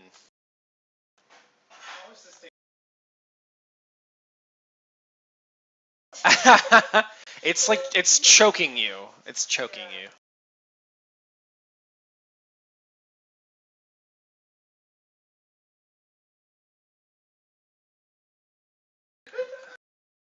Let me read the monster rules for grab real quick. It says to start a grapple as a free action. Okay.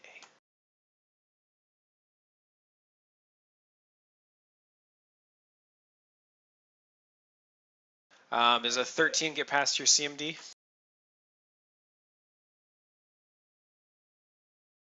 Okay, so it tries to grab onto your throat, but it doesn't cripple you in such a way that you're grappling with it. Plea, you're up. Yes.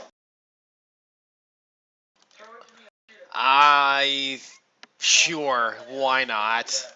Give me a, I guess it would be a, shit, what would that be? Strength or range attack? Both, right? Because you're, wait. Yeah.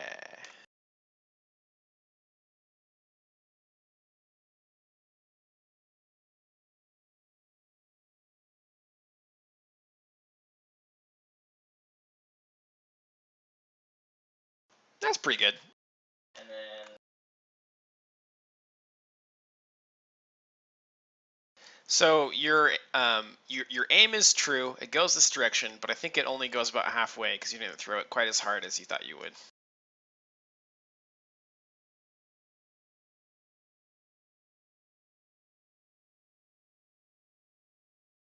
Old River. Okay.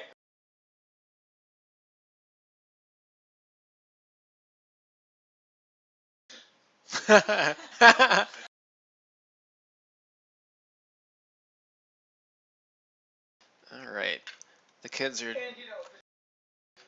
being brave. One of them's gonna try to attack the hand. Oh, that's a crit threat. It doesn't confirm though, but she is gonna hit with her little pole. Yeah, she got him.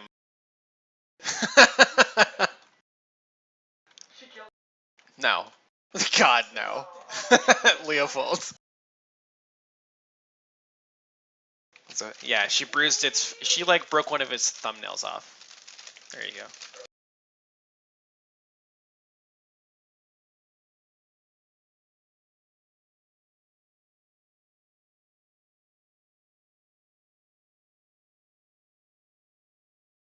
That's a hit.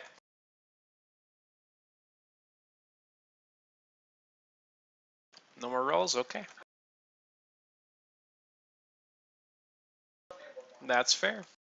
Alright. You blow off a couple of its little fingers. Xenesis.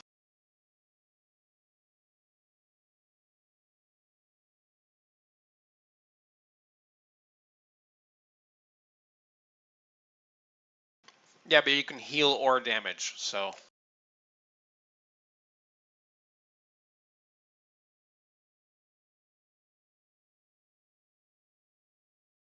Yeah, if you want to.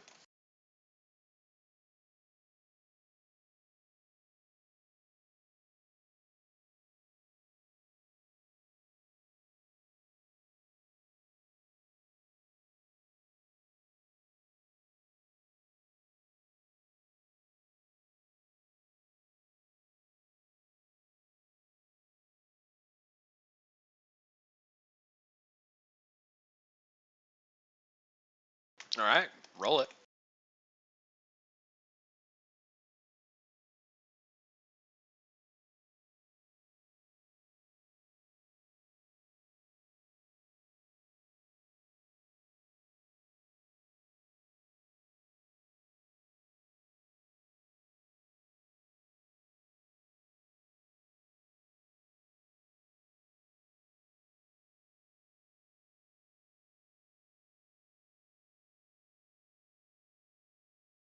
Alright. They all make kind of a little hand seizure motion as they get zapped by your holy energy.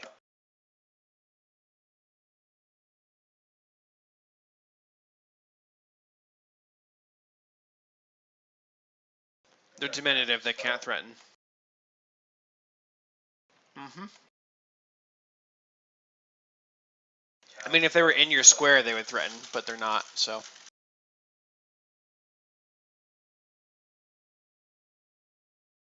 Nope.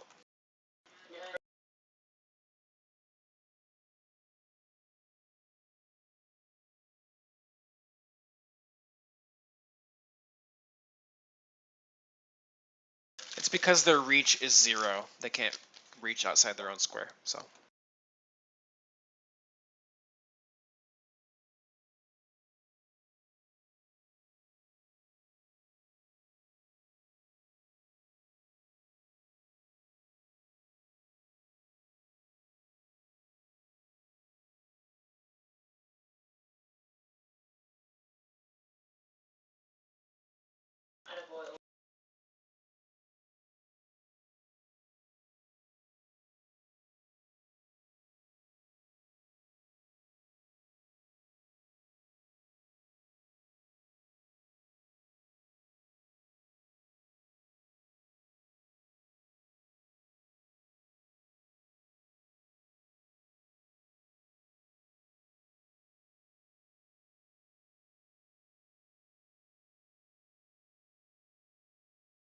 Okay.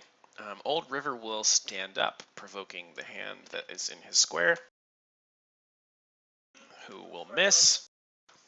And Old River will attack the hand below him. Actually, no, he'll attack the one that was on his back. And I think he'll miss. 11, yeah. Yeah, that's gonna miss. Alright, crawling hand time. This one is going to move to attack this kid. The other one is going to try to get Old River. Alright. And this one's going to move into Please Square and try to grapple him.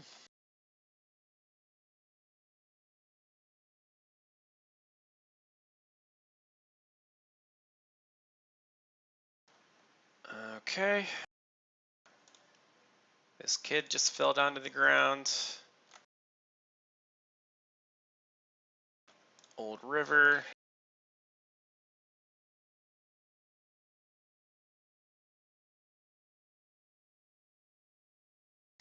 Old River takes a little bit of damage, and they're going to try to grab him. This one's going to run at Leopold and try to grapple. No. And it's gonna crit fail. No.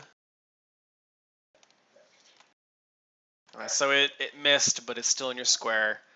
Let's see. River took damage. Havelock, you get hit for 2 damage, and I'm gonna roll grab for you now.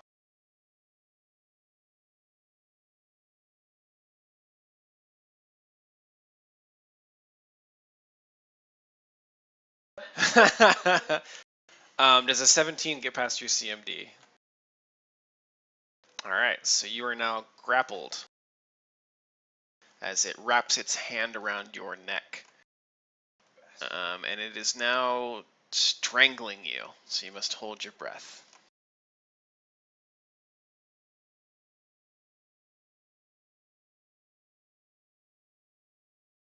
It takes a really long time, yeah. Plea, you also are going to take 2 damage. Oh, I'm sorry, not Havelock. This should have been Plea. I apologize. Add 2 damage to yourself, Havelock, and Plea subtract 2. Does a 17 get past your CMD, Plea? Okay. Alright. There we go. All cleaned up. Plea, it's your turn.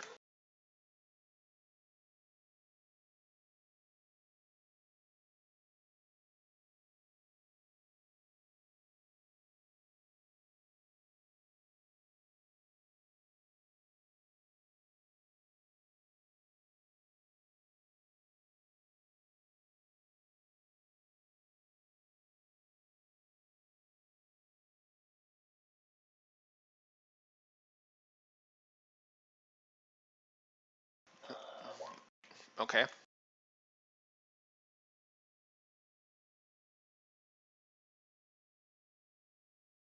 Oh, I don't know if it grappled Old River yet. I didn't roll that shit.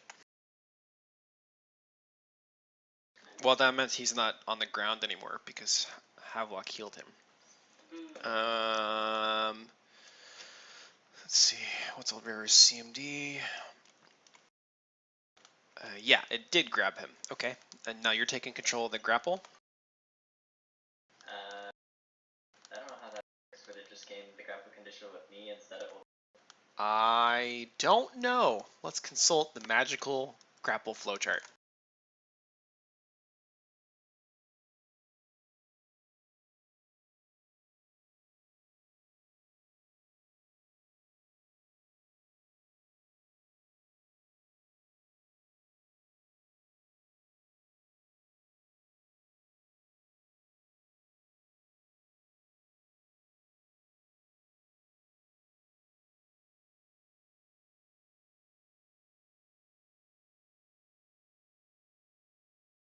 Alright, for multiple creatures, attacker receives +2 bonus to grapple for each creature that assists him. Defender receives +2 bonus to break free from a grapple for each creature that assists him. So it's aid another is what you're doing. You're trying to help him break out of the grapple on his turn.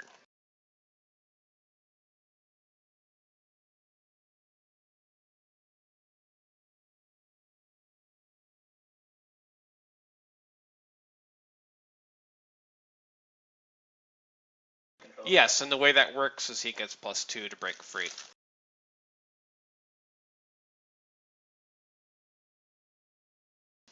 Yeah, I suppose you would.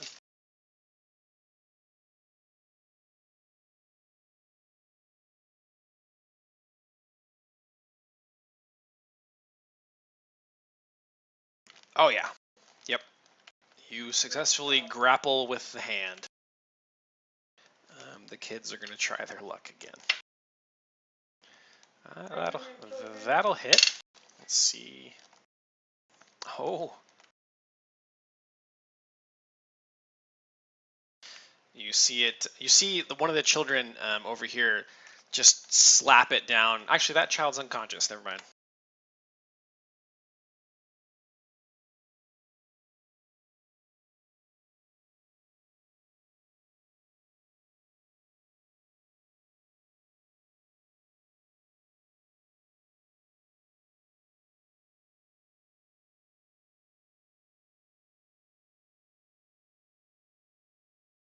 Leopold.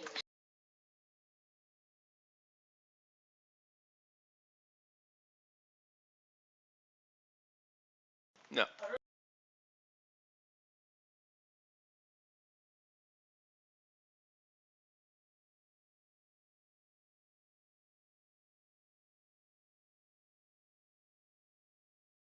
Whitney says that if you shoot your foot off, you could have it replaced with a hand because there's a spare one.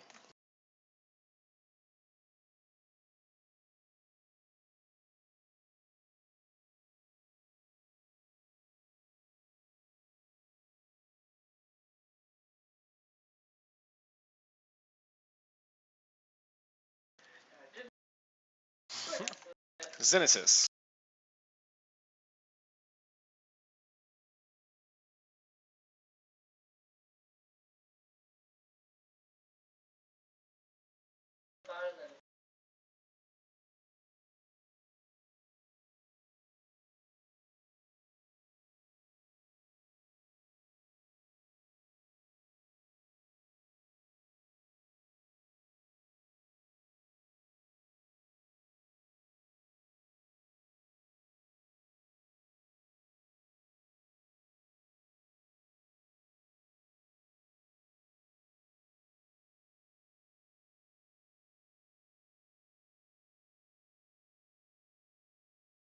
Alright, I'll let you guys all add your own health. Have luck.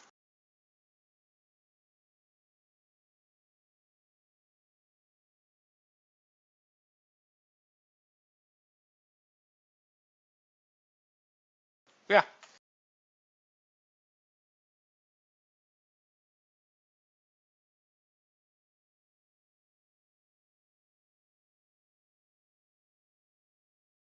Let me see if that hits because it's grappled right now.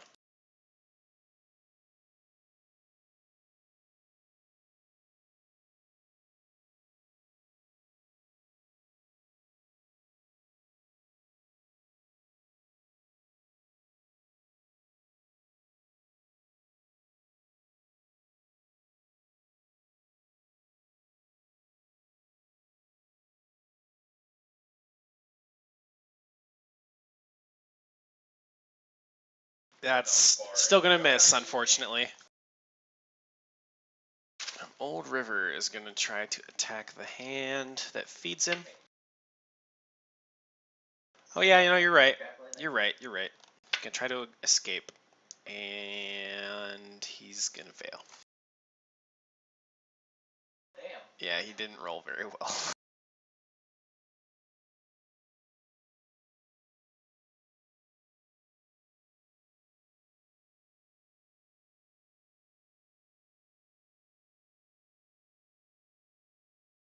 Oh, wait. Oh, because you're grappling him. Ah, he does break out.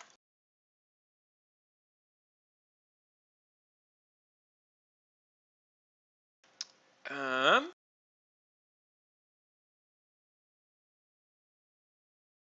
okay, Crawling Hand's turn.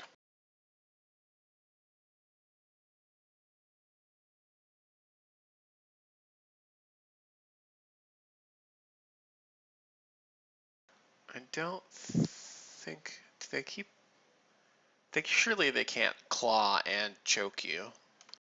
So once they're choking you, they just stay there. So the one on the kid is still just choking the child to death. Oh god. And this one that is on Old River can only attack Old River. Actually, it's grappled. It's grappled, so. It's gonna try to.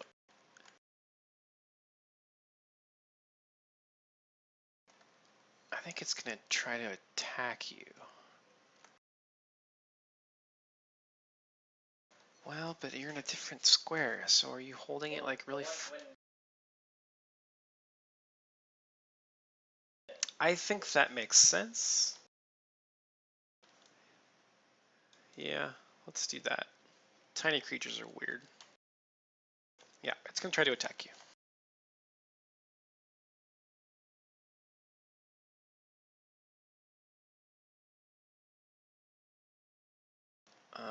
18.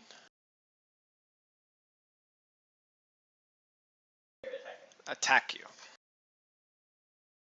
Alright, so 2 damage, and then 18 to CMD. Some beach. Yep, the other one is going to attack you as well. And critically miss. Let's confirm. It grabs your ankle and flops about. That's all of them, because the other one's choking a kid. Please.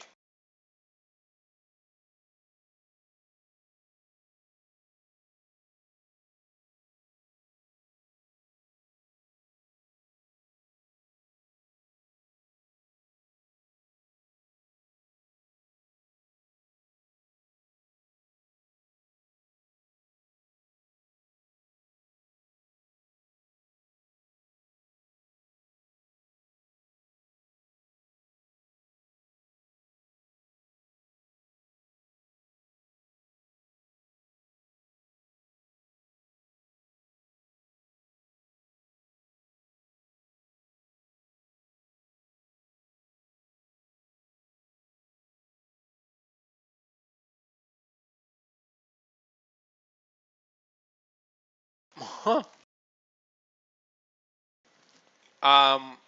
No. You do not throw the hand.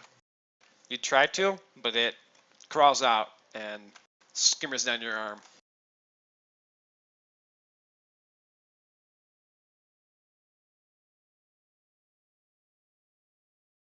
Now, was that the one you were grappling? Yeah, I'm going to say it's free of grapple when you try to throw it. I let go. Okay. This kid's going to try to attack the hand. And succeed. What the fuck? Man, these kids are fucking badass.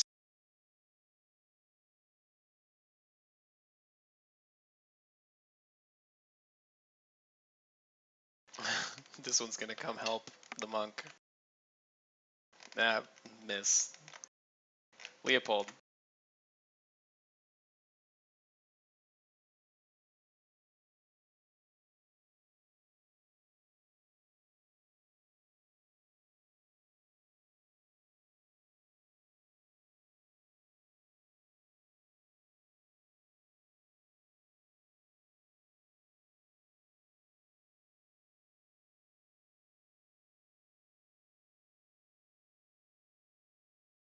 Attaboy.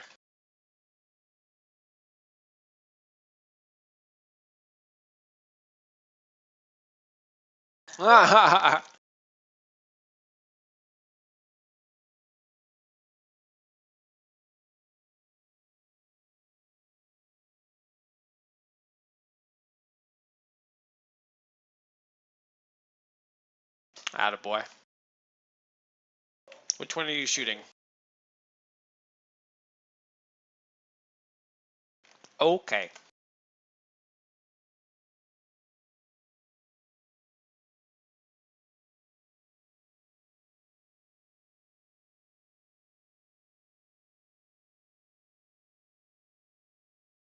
Alright, you blow up one of the hands that's attacking Plea.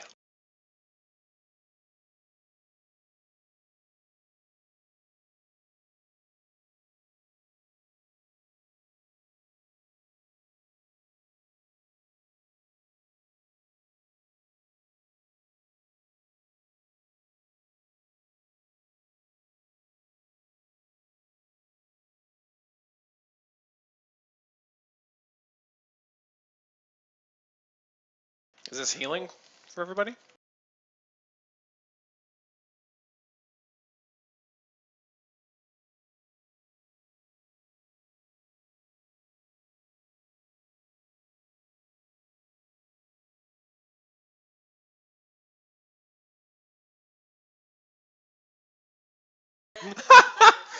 Yeah, basically. She's gonna have nightmares for the rest of her life. Have luck.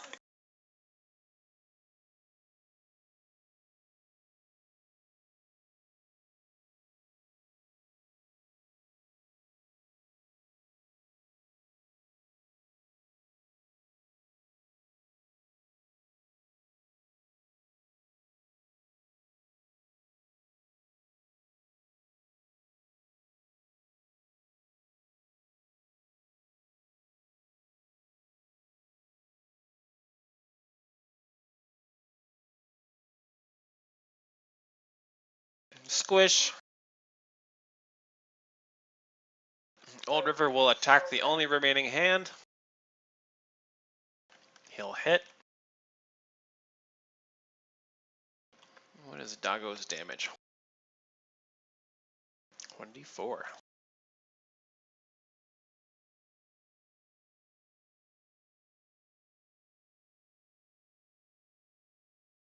Oh. He rips it to shreds. All that's left is a middle finger. And the middle finger is going to try to attack a plea. And he'll miss.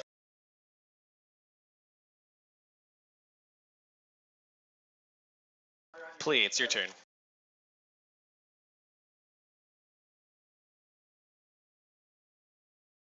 We're gonna flurry it? Oh my god.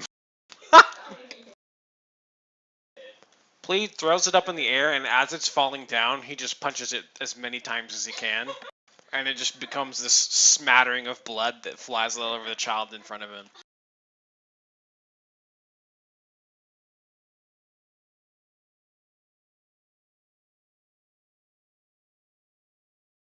Yep.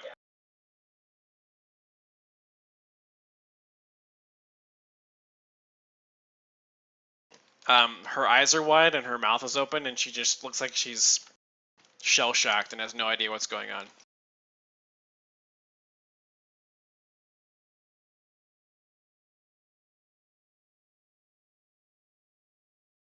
He wags his tail and then sort of whines at you. And then you're aware again that there are zombies roaming around the square and attacking people.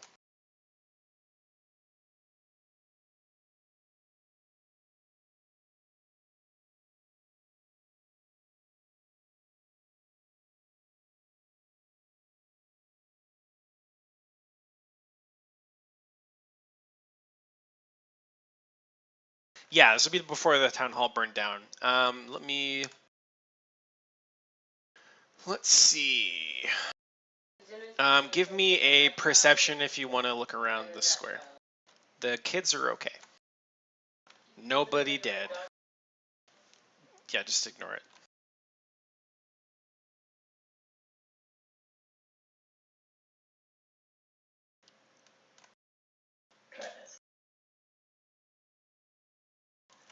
Okay.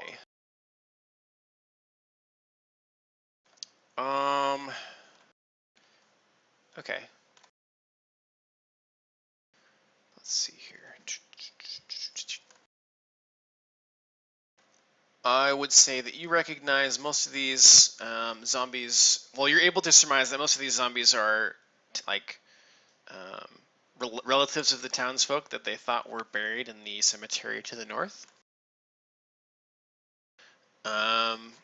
And those of you that are looking around the square, you can see that there is a bunch of zombies outside the moneylender's office, which I think had its own name.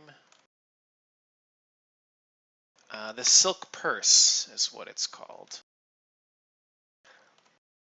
And if you look, they've hired a group of 8 veteran warriors who have already dispatched half a dozen of the Walking Dead already. They're putting up the finishing touches on a 7th as you're watching. One of the moneylenders leans out the 2nd floor window of the shop and shouts at you that he'll pay you 50 gold each if you stay and defend his shop alongside the guards.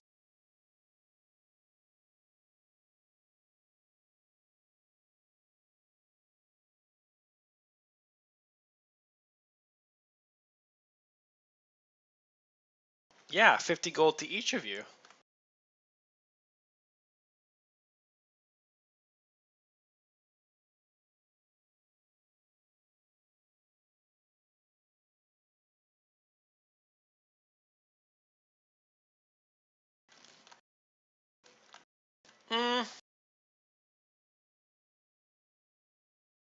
So the moneylender is down here, in case you were wondering. It's this J building here. I would say all throughout the town you can see zombies being attacking people's homes and being dispatched by city guard and all that kind of thing, but they're still running all over the place.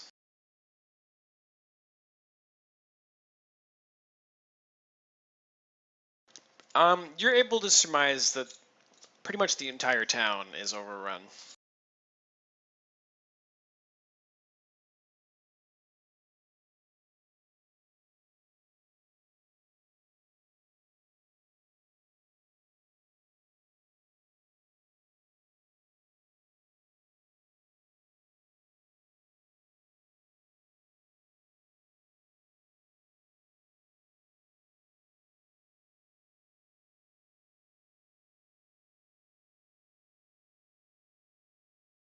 Okay.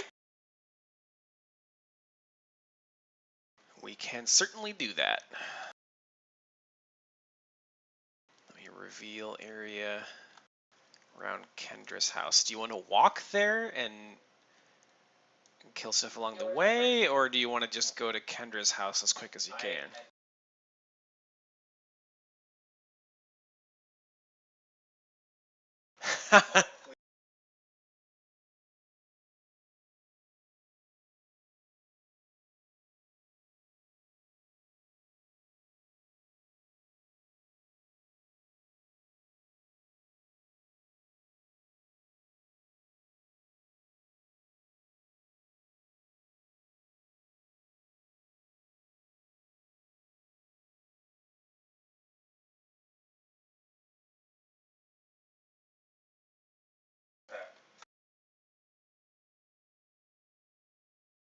Okay.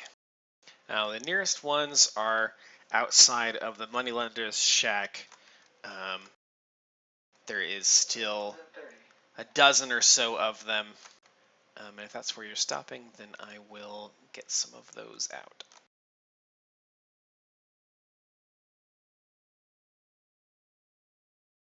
Right.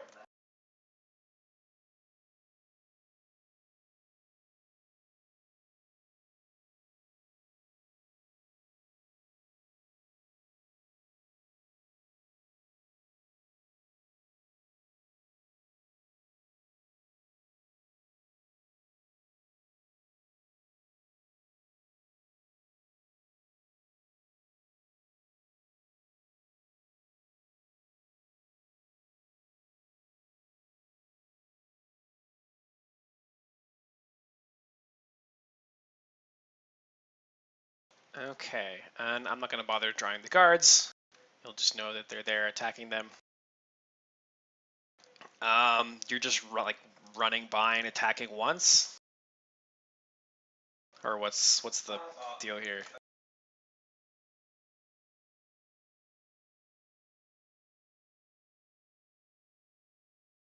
Okay, then we don't need to do combat or anything then. It'll be flavor that you guys are running down the road and just like hacking and slashing as you go. Not necessarily killing zombies, but just like getting hits off.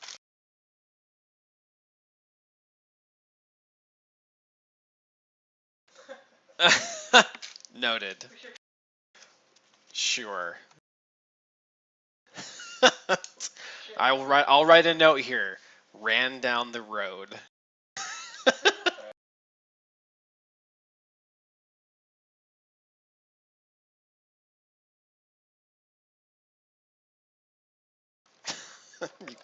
You guys are goofy. All right.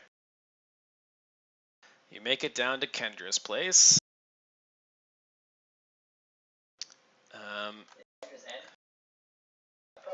It should be. I'll verify that right quick, but I'm pretty sure. Yep, that's Thornmill residence. You get down here, and it looks largely untouched.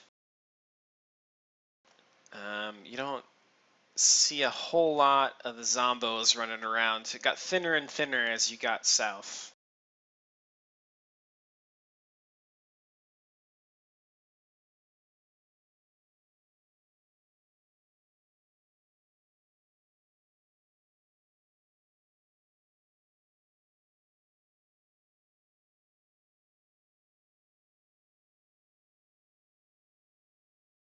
Jeez.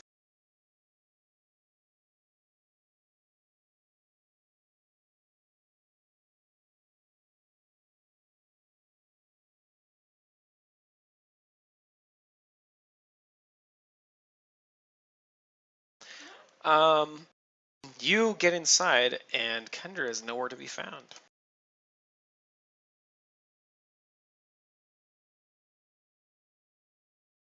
Usual.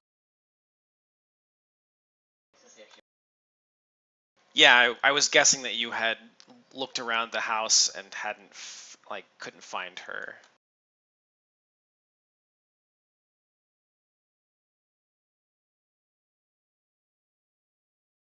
Yes. Is anybody outside? Leopold's outside.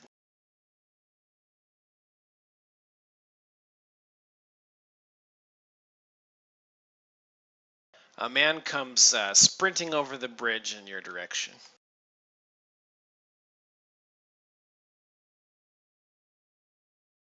It doesn't look like it, but you suppose that he's probably seen something.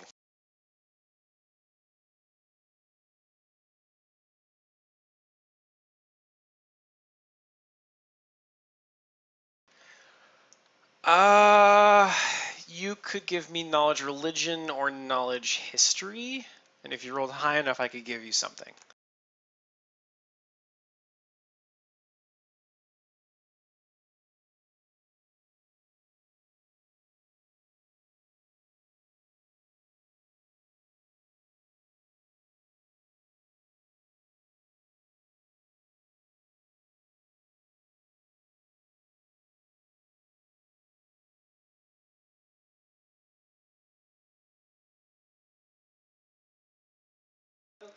Let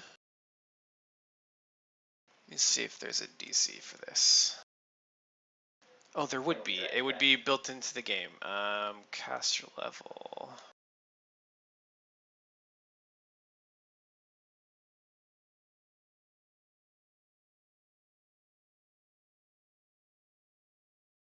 Let's just check knowledge checks real quick.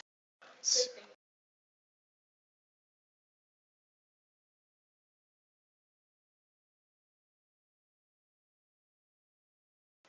So it's not monster lore. I would probably rule this as being similar to, let's see, no obscure or ancient historical event, DC 20 history. Religion 21, what will that give you? Recognize an obscure deity's symbol or clergy.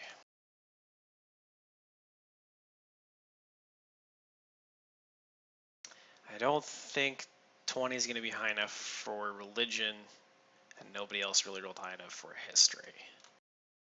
So I don't think you quite know exactly what's going on, but I think it's not unreasonable for your character to think that the music playing and the zombies showing up is connected.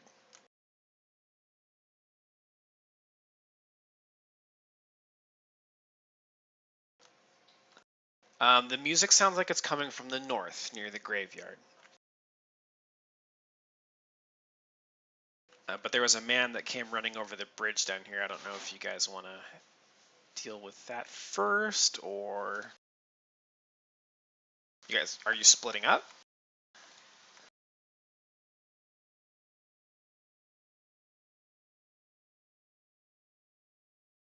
make a marvel. Okay.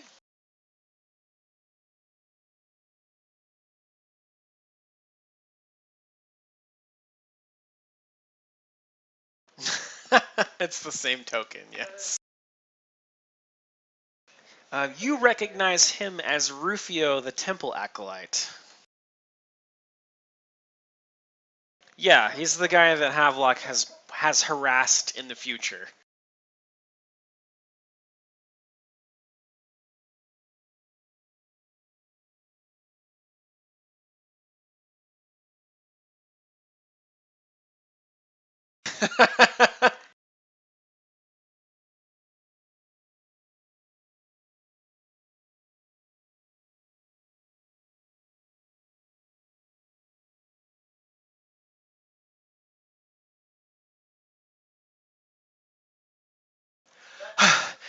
Oh man. Oh, hold on. Whew. Father Grimble and most of the acolytes went to the cemetery this morning before the music started, and they were trying to prepare for a funeral. Oh god, they haven't come back yet, but a bunch of zombies just overran the temple and killed a couple of the other acolytes, and I ran here looking for you guys.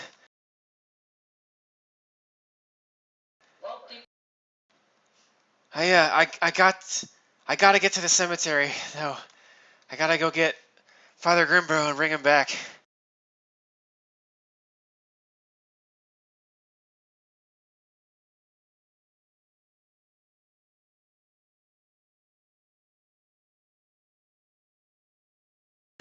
Wait, no, I'll go get him. You should, oh man, you should head over to the counselor's house. He's got a problem going on over there. Here, take these. He hands you a pouch.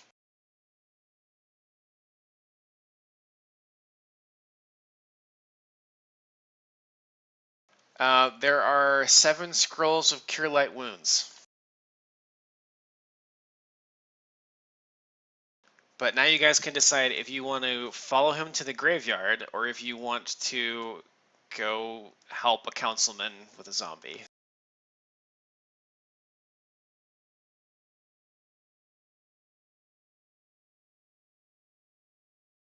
You don't, well, it's Councilman, well, this is the third-party version, so Murick, but I don't know if that's accurate.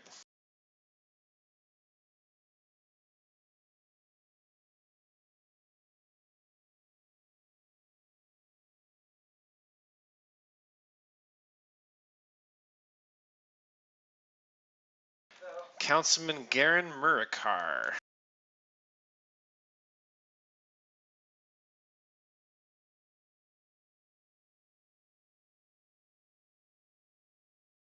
That makes sense?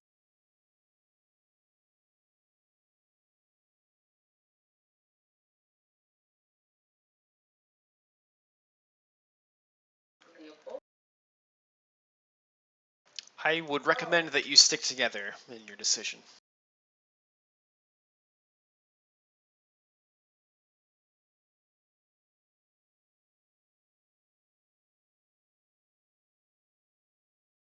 Oh no, a paradox!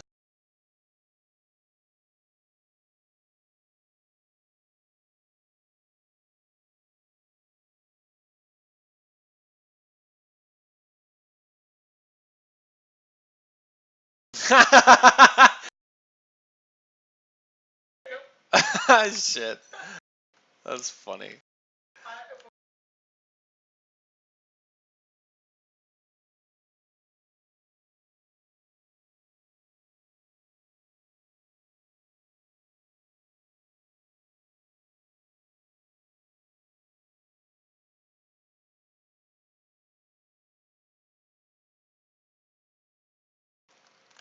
Alright, let me know when you guys all get to the northernmost section. Well, you have to drag your token there, so if I ping it, then you're just gonna have to go back and grab your token and drag it.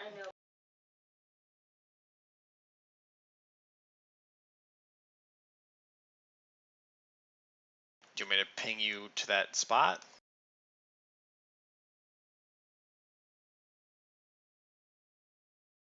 I mean, north is up generally. No problem, fam. Alright, let me pull up the section for this.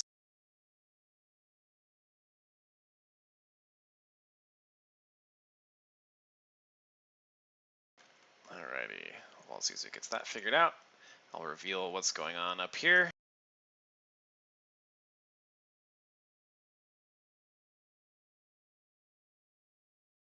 Alright, the posting pole lies just ahead. A thick tree trunk stripped of branches sawed off at head height on a tall man and set upright in the ground at the end of a covered bridge so that notices and broadsheets can be tacked to it for all to see. The young lad that you recognize as being responsible for hanging the notices crouches at the top of a pole trying to stay out of reach of two clay-encrusted skeletons that swipe at him with jagged claws. His sack of posting notes lies scattered on the ground, and sitting astride a skeletal horse nearby is another skeleton, this one armed in a rusted breastplate. A frayed noose dangles from its broken neck, and a cracked leather eye patch covers one eye. The other two skeletons likewise have the remains of nooses hanging from them.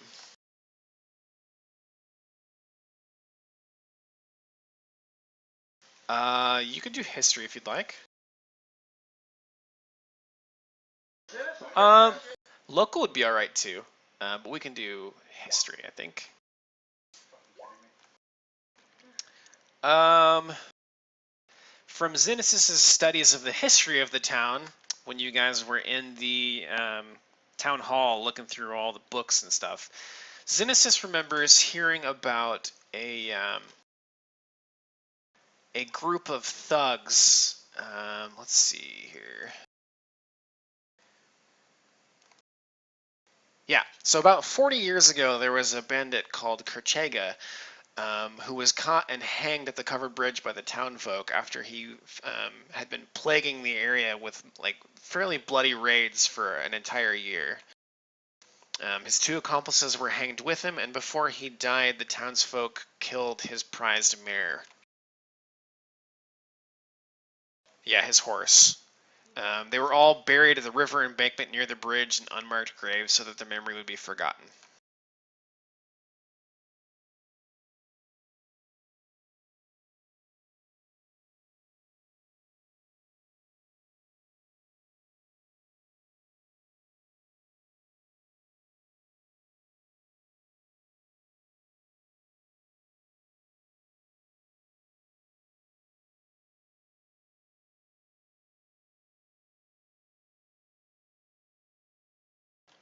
And with that, let's get initiative here. I think that would be a good time.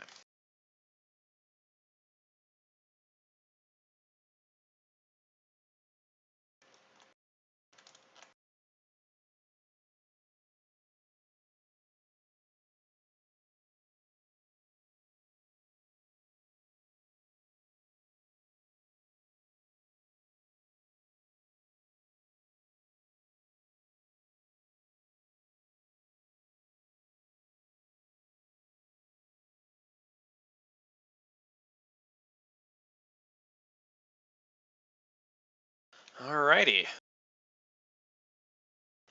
You guys come upon the skeletons. Leopold, do what you will.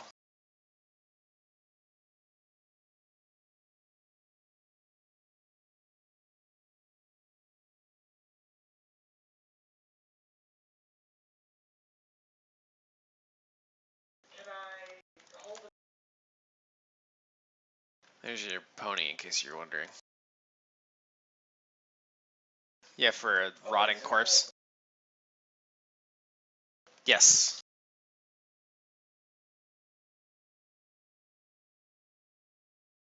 Yes, you can.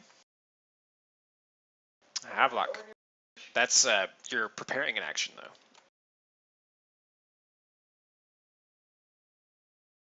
though. Or readying an action, I should say.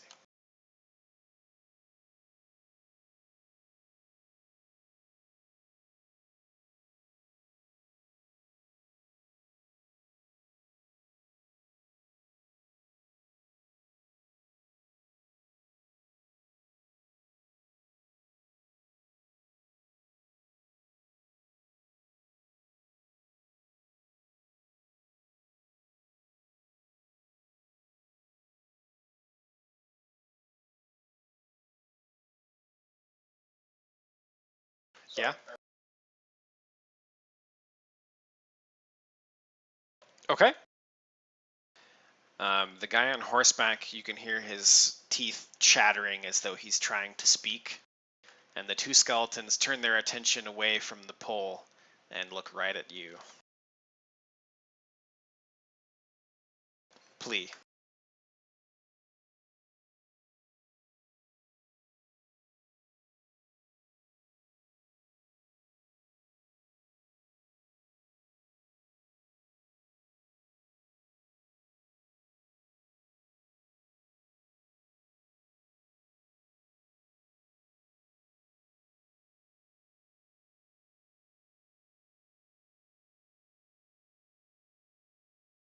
Please help me.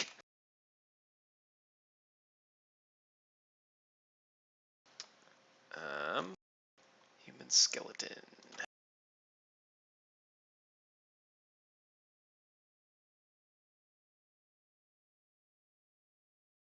What's your speed? 30 feet.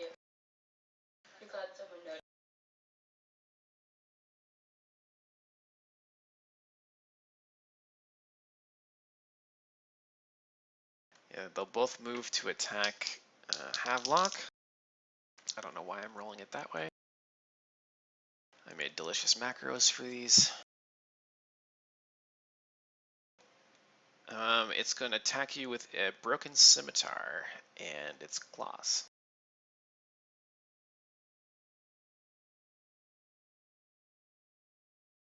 He'll miss with both. And the other one will hit you with its scimitar but miss with its claws. Well, I think 15 hits. Does a 15 hit?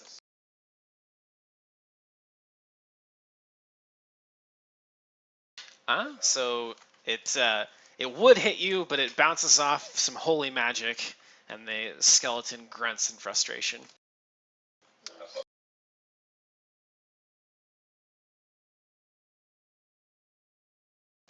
And with that, Kerchega is going to ride your way. Oh, not the horse.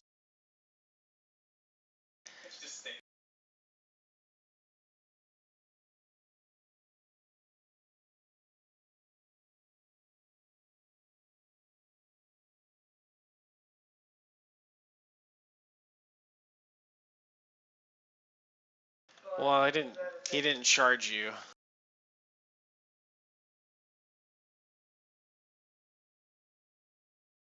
Well, I mean, you said if he charges, though. That's fairly implicit.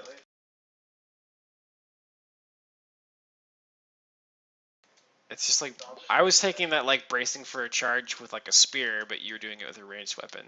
Is that not what you meant? Yeah.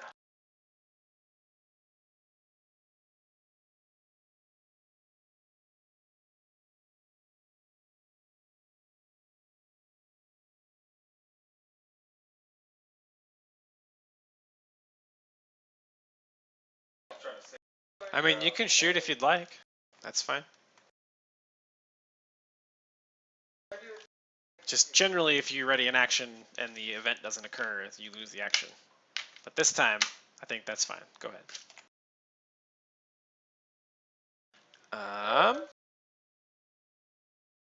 I think that will hit. Let me check.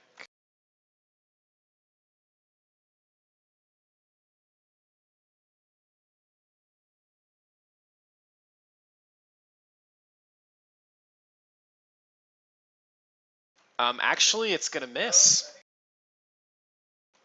You're gonna miss. Sorry, fam.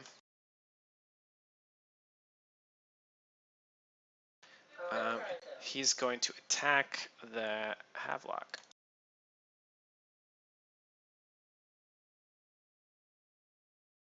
He swings at you with a long sword, but unfortunately he misses.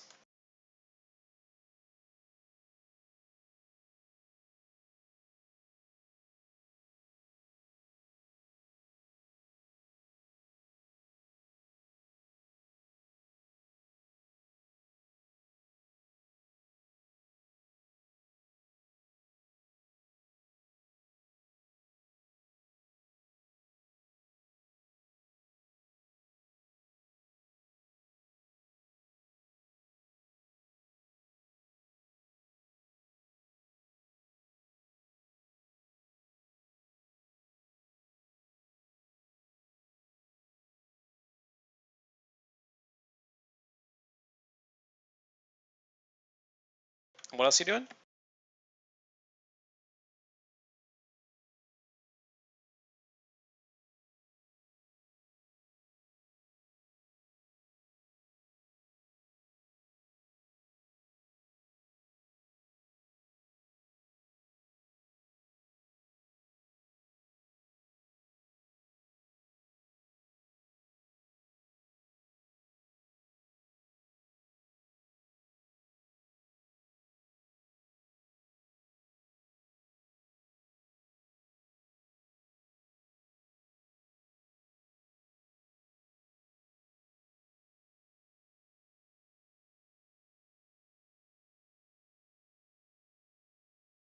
I'm sorry, what was the question?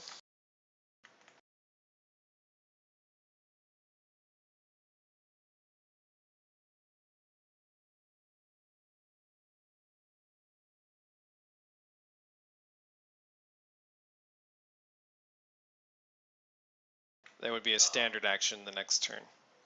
Because the free action that you get to touch happens when you cast the spell. If you hold the spell, then you have to take an attack action basically to do it next turn. But since you have an ally, you don't have to attack roll. It's just a standard action. The only reason you would ever hold a spell is if you were wanting to keep out of like AOO range or something. Generally, you want to hold it and cast it in the same turn.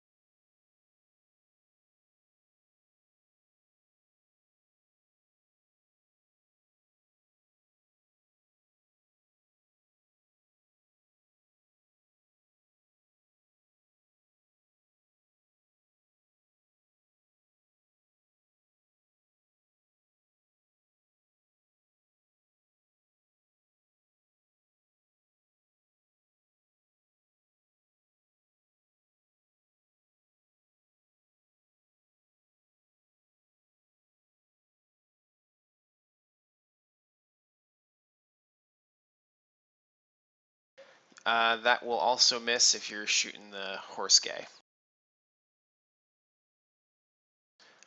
Oh, it's touch. Oh shit, was the other one touch?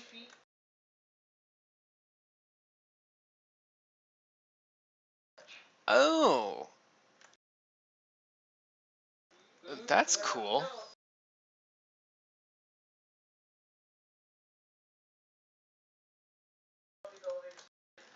Yeah.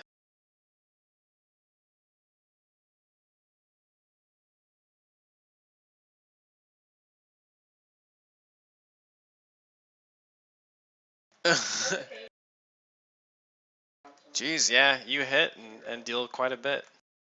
11 is a shit ton.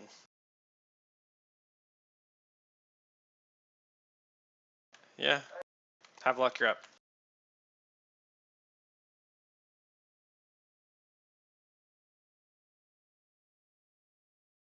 Battle Bros.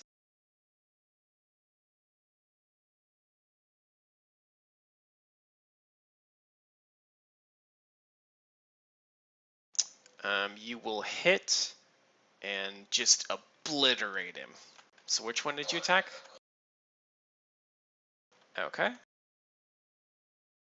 Yeah, he just crumbles.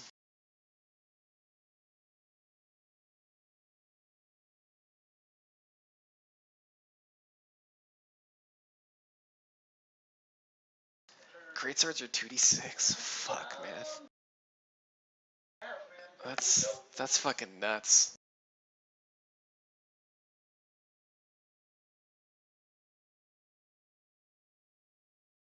No.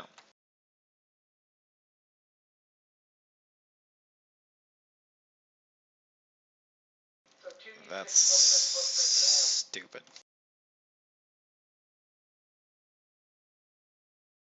Anyways, plea. Show me what you got.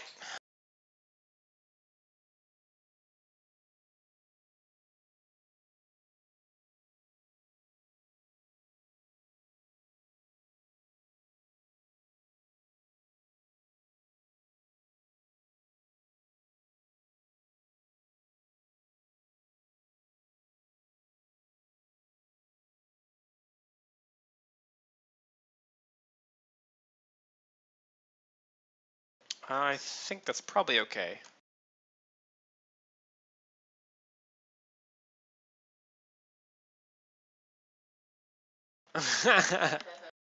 Crouching on a lamppost. Yeah, you make your check.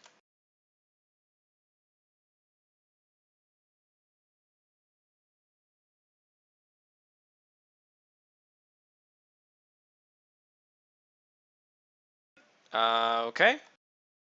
You kill it.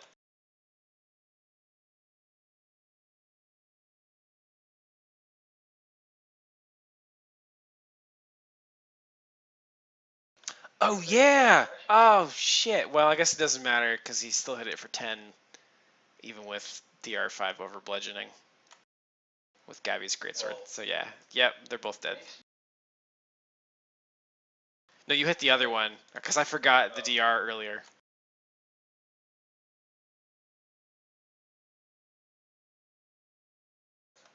Oh. Yeah. Less than that actually. They're just skeletons. But that reminds me, I need to add some health back to this guy from the DR from his guns. Oh. That's fucking weird.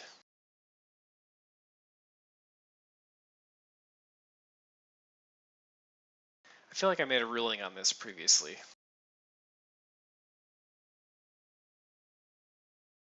I don't recall that.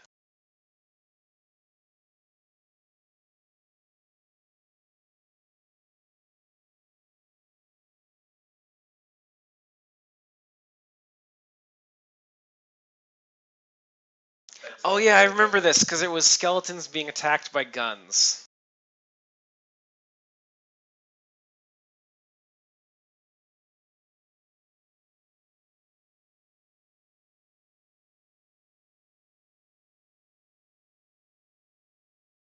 Yeah, you theoretically get to.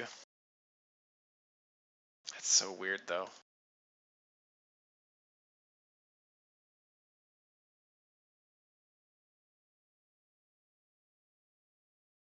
Yeah.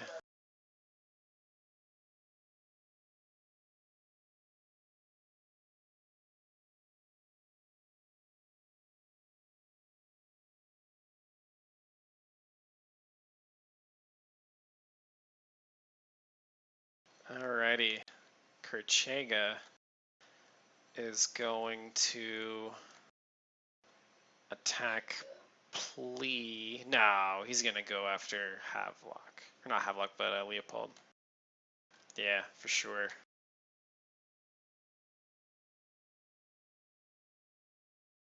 Um.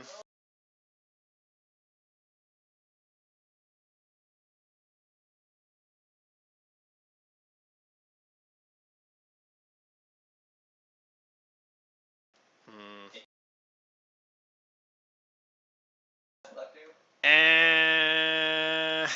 Hmm.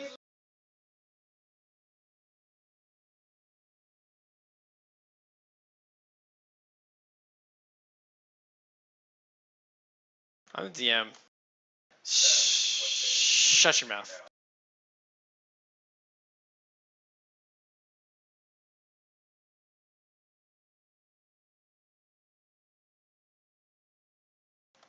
I think he will actually dismount.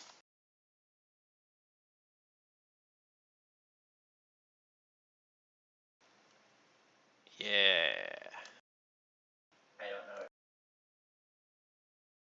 I don't think so. I think climbing onto your horse would provoke. But if you like, if you slide off the back, we can look up mounted combat if we want to. But I'm just gonna rule this way.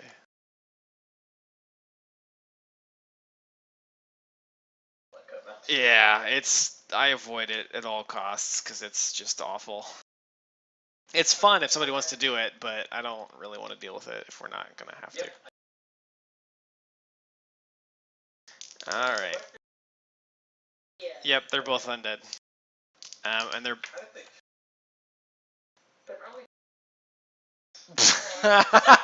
What?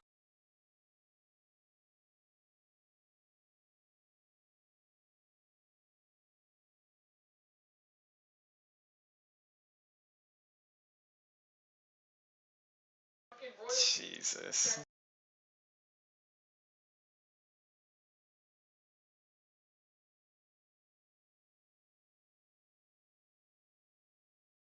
I'm a fan of killing it the Clegane way, which is just beheading.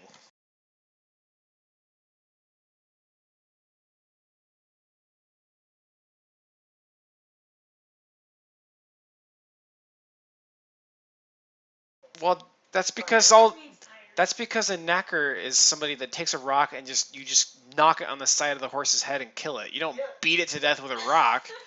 You just give it a massive concussion. Yeah, but you made it sound like they were just like a group, like a whole mob of people just beating the shit out of this horse with multiple rocks.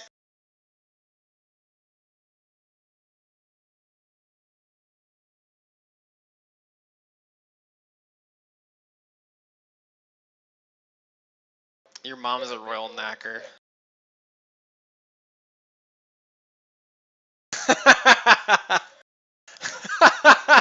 Oh, shit. What the fuck?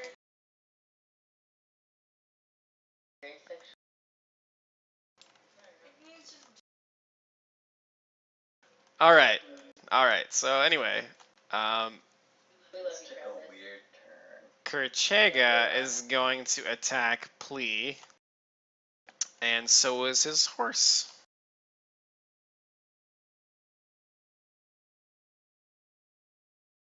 You killed his men. You both killed his men.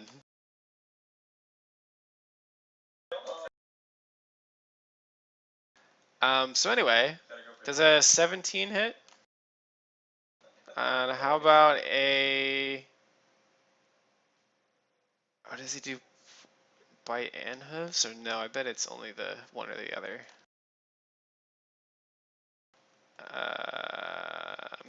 I'm gonna say hooves. And another 17. Okay, why not?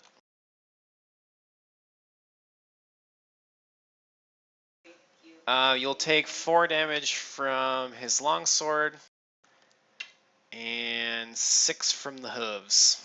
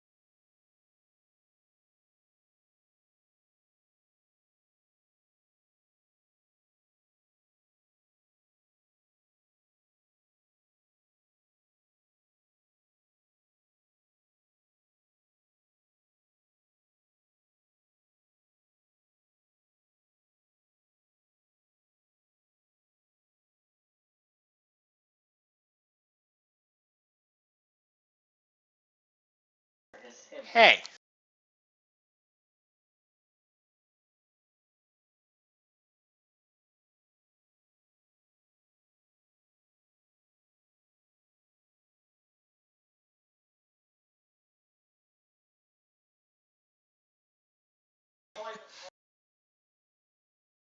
Did you guys work out what you wanted to do?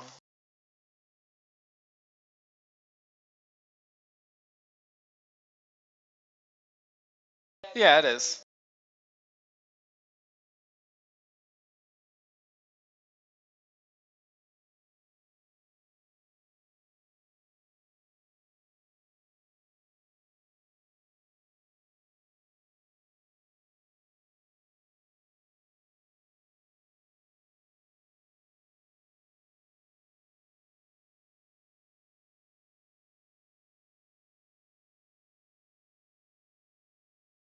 Okay. Yes.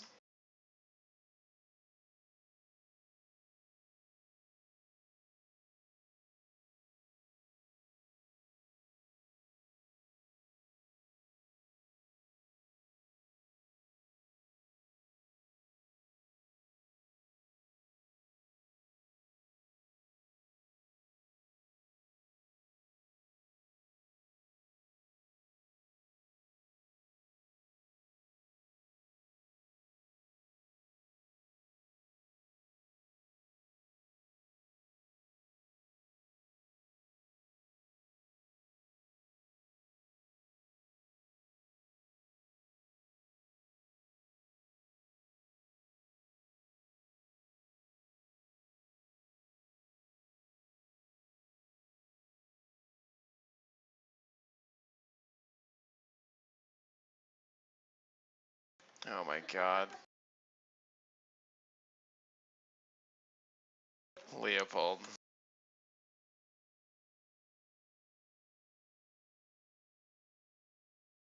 That's the worst shit.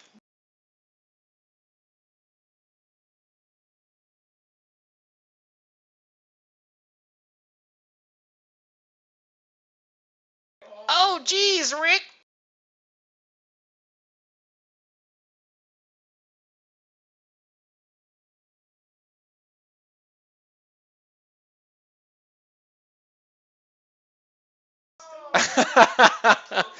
Havelock, it's your turn. Jesus.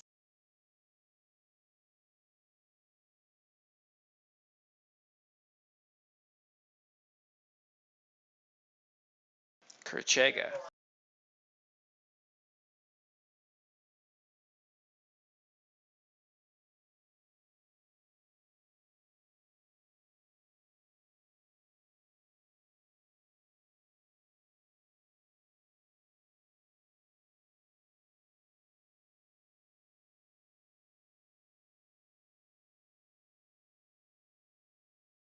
Yep.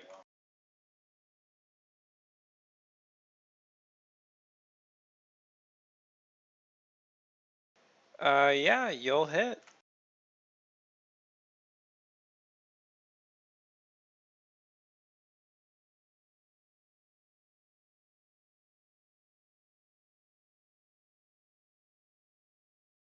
Well, you don't have it set in your sheet then, yeah. But it doesn't matter because you kill it. So.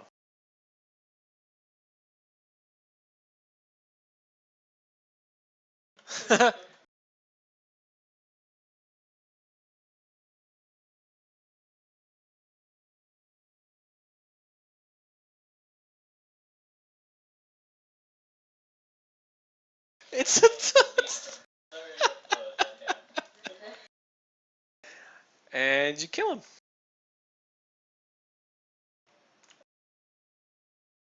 He falls to the ground.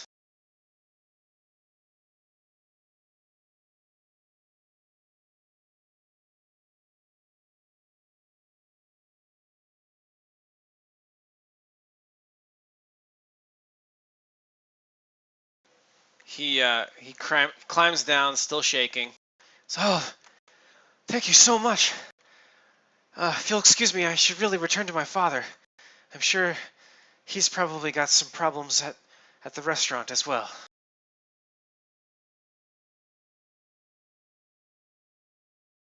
I think that's what's being implied. Yeah.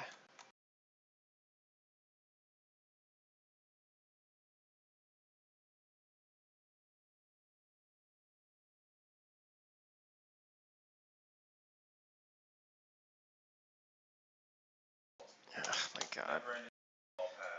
Alrighty. And that is all that remains on your route north if you're gonna continue to the cemetery. Alrighty. So on your let's see here. You get near the cemetery, and where the road would normally fork to the cemetery, it let's see here.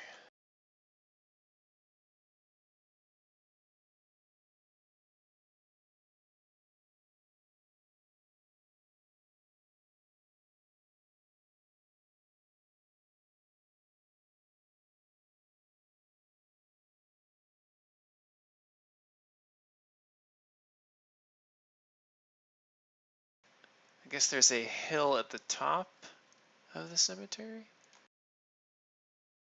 Let me see this real quick. I don't remember that.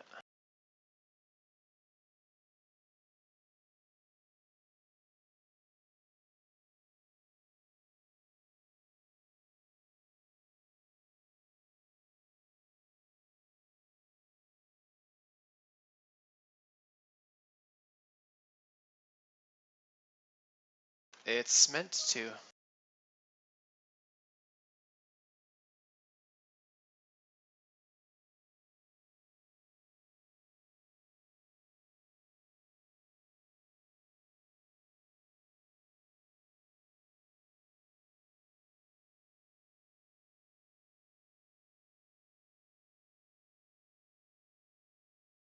Oh my god.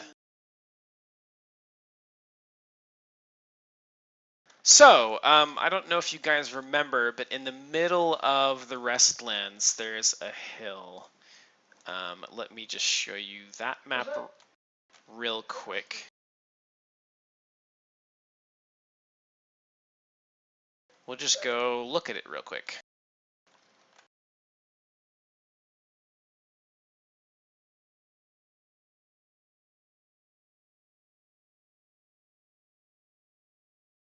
So that's the hill. You guys aren't all up here. I'm gonna delete these.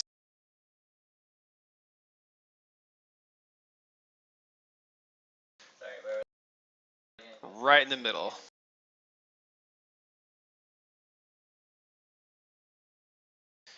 You get a short distance north of town, blah, blah, blah, blah. The source of the day's trouble lies ahead, the Restlands Cemetery. It rises from the moor like a well-tended garden of stone, rising beyond its gates, past row upon row of headstones, to a low hill crowded by a circle of ancient tomb vaults. The fiddling floats over the cemetery much louder than elsewhere in the town, and achieves an almost manic quality. Everywhere across the cemetery, tombstones tumble over and the earth churns where things ought to lie still, struggle to emerge from the cold ground. Yet atop the hill, a single figure can be seen racing around, jumping to and fro in time to the music. There lies your quarry, and a road runs straight to the top if only you can win past the emerging hordes of unquiet dead. From the brush beside the gate steps, a foul creature, obviously once a wolf, its skin hangs in ragged strips from moldering hide with ribs showing through the gaps in its bloated, putrid flesh. There is flesh blood on its jaws, and the torn robes of a temple acolyte beside the roads hide the remains of the wolf's recent handiwork.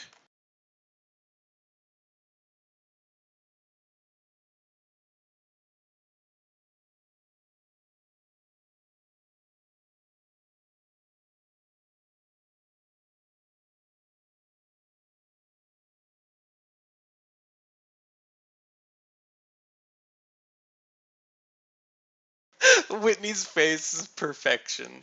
I love this.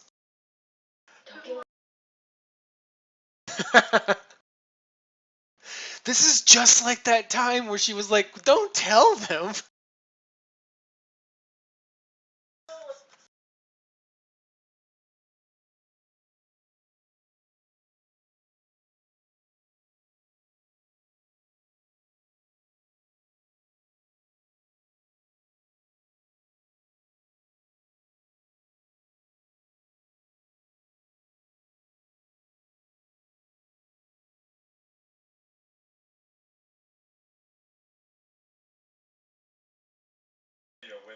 I think we're actually going to skip the ghoul wolf combat because it's getting a little late and I want to get you guys to the hill.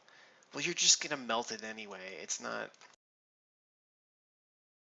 anything super crazy. It's just an undead wolf. We're just going to skip that. Um, when you get to the gate, Rufio has already slain the beast. Yeah. Rufio! Rufio! Pan? Anybody? No? Okay.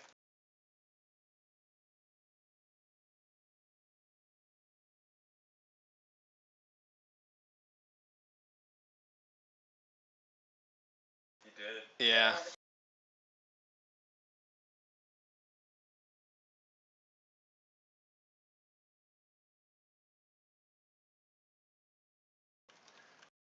Yeah. Yeah, it's pretty funny. He's on Reddit too.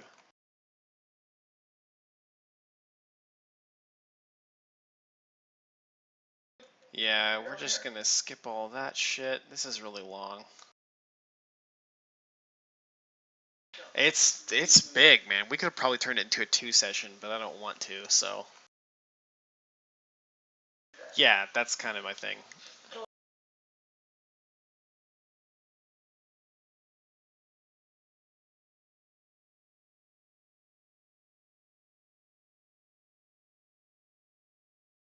Okay, I'm gonna reveal a little square of the map here.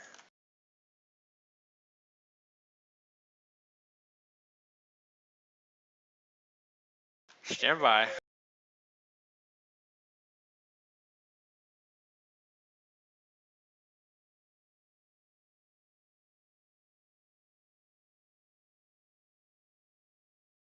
Yeah, we're gonna ditch that.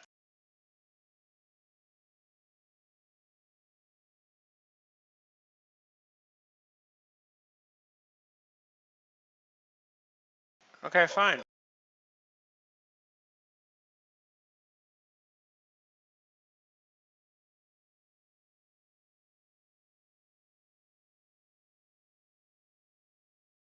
Ha!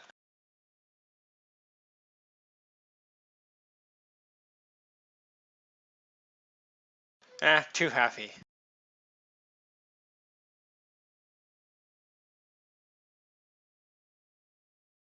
Yes.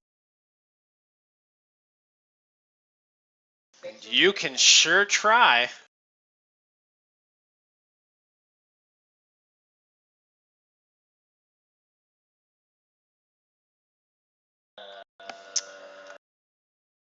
There we are.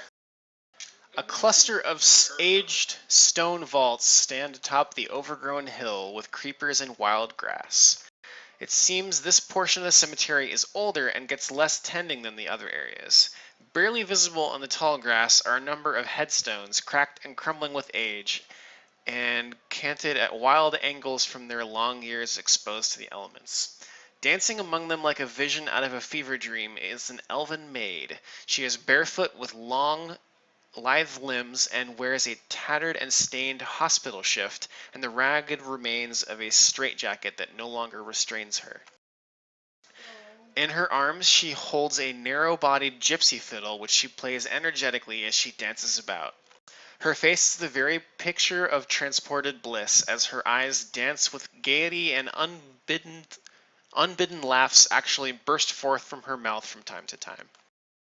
Though the elf may be the image of grace and joy, the effects of her playing cannot be denied, as rotted and skeletal arms continue to rise from the ground around her, clawing their way to the surface as they sway in perfect time with the frantic music.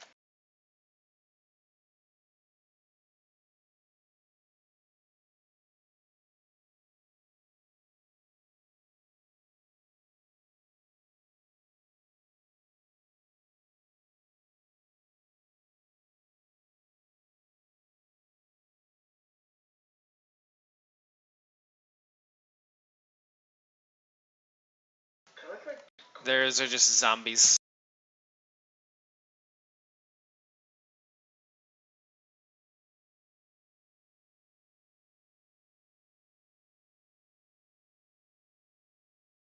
Um, Shift Z.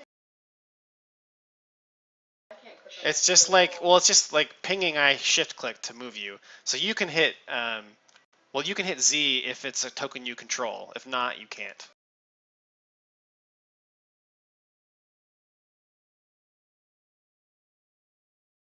It's fantastic.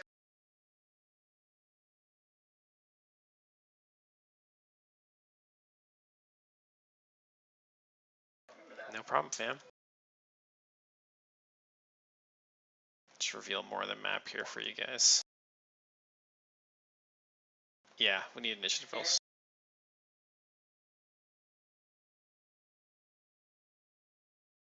I'll add you back in there.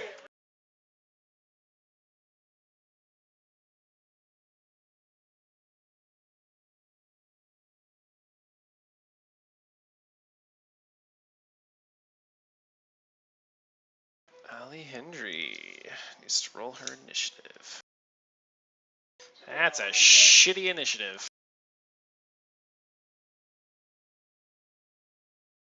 That's fine. She's not paying attention anyway.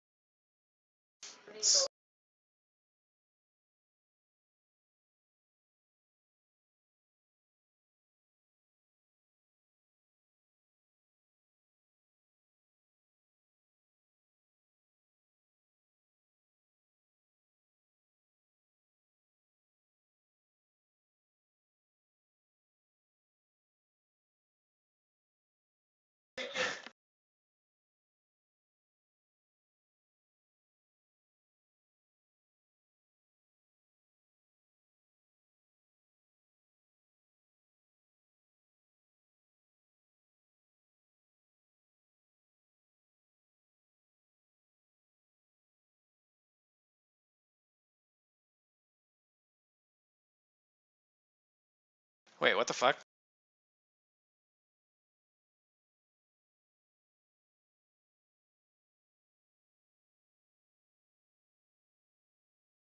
That's weird. I didn't know that was part of that song. Okay. So I need to roll initiative for the Skellies.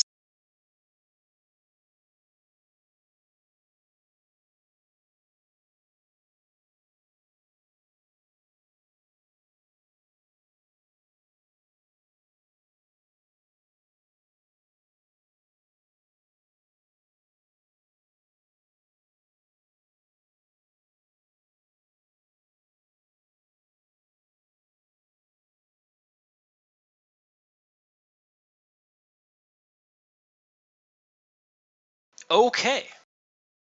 And now we begin.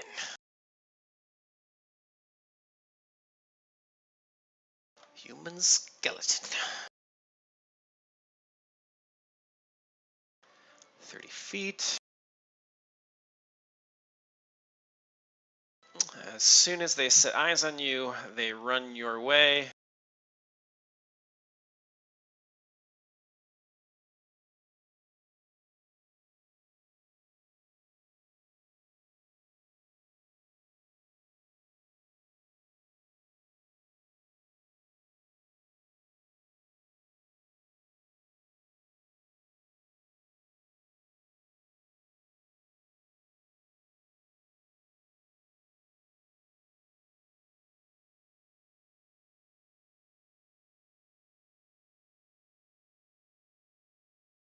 Yeah, I don't know. I don't know.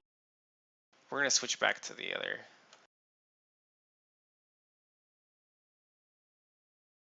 I like this one better. Okay. No. The one that reached Havelock will attack.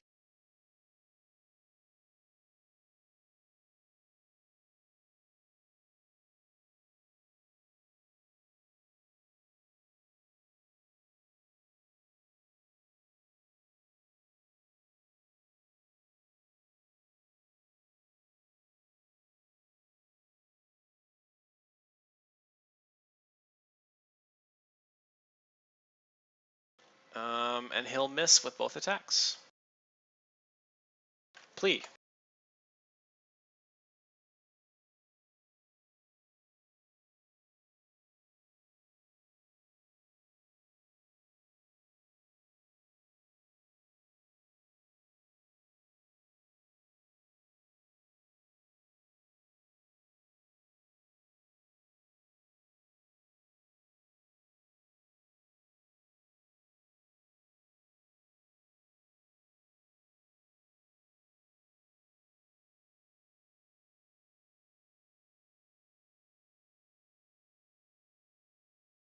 Damn, okay. Well, I think it's safe to say that you explode that one. Yeah, he just melts immediately.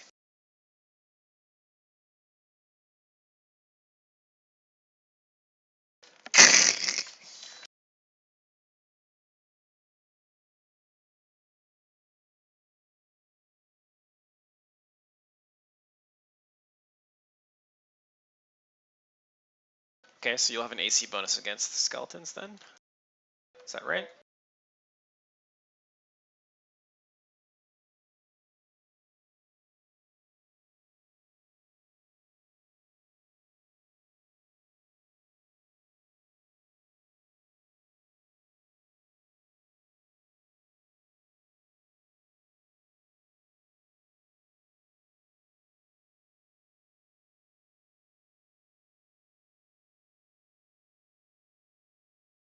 These creatures are not summoned, so it doesn't prevent contact.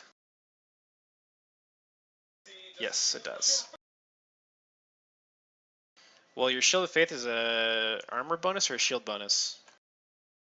Deflection bonus. It doesn't stack with a ring, but what's her bonus? What type? Oh, it's typeless, so it stacks. Yep, typeless.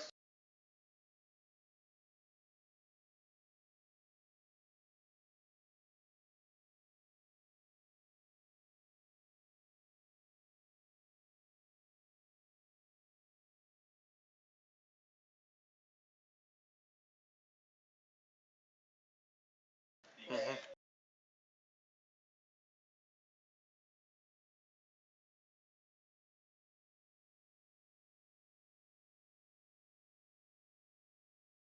Yep.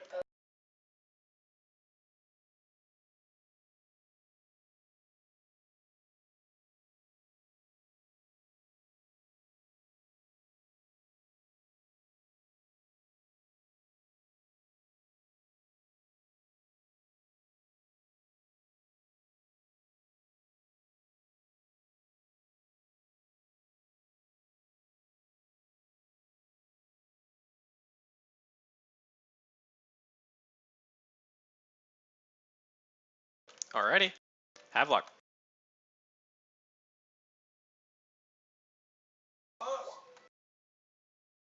Oh, did you cast that defensively? Or 5-foot step or something? Because you have a skeleton that threatens you. There you go. Havelock attacks the skeleton next to him and kills it. Leopold.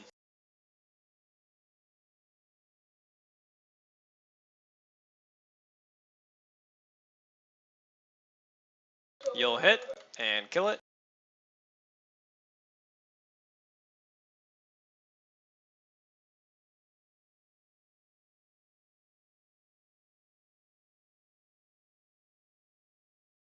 It is her turn. She continues playing. She dances around the yard a bit.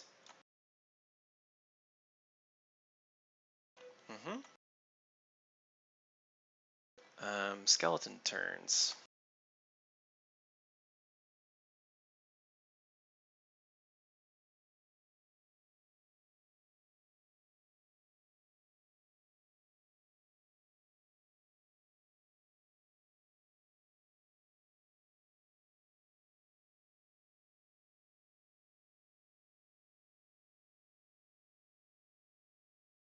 Two of these are going to attack Havelock.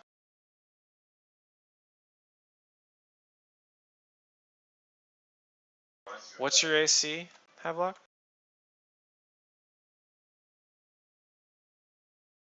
Jesus. Okay. Those both miss. Plea.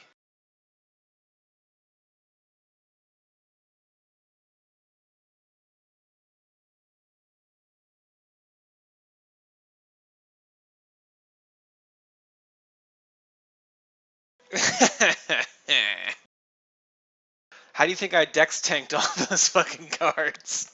No,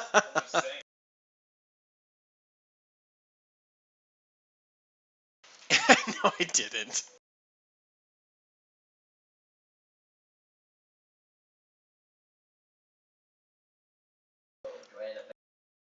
You trying to tumble? CMD. Yeah, it's not going to be high enough, so he'll attack you before you're able to move there. No, he prevents your movement. Yeah, he would prevent your movement. So you would move. Yes, it is. 15 to hit. 5 damage from his scimitar as he denies your tumble.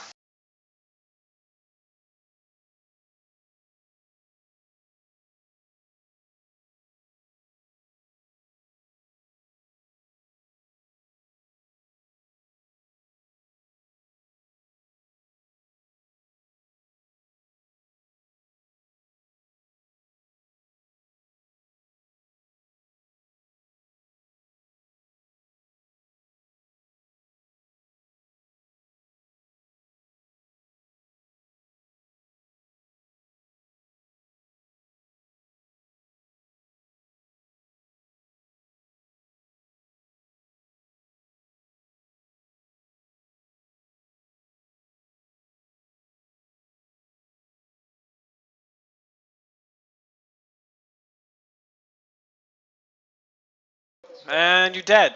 Please dead.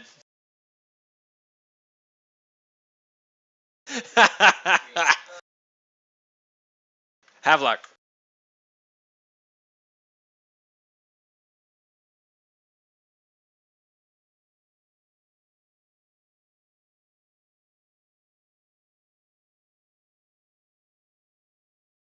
Yep, he dead.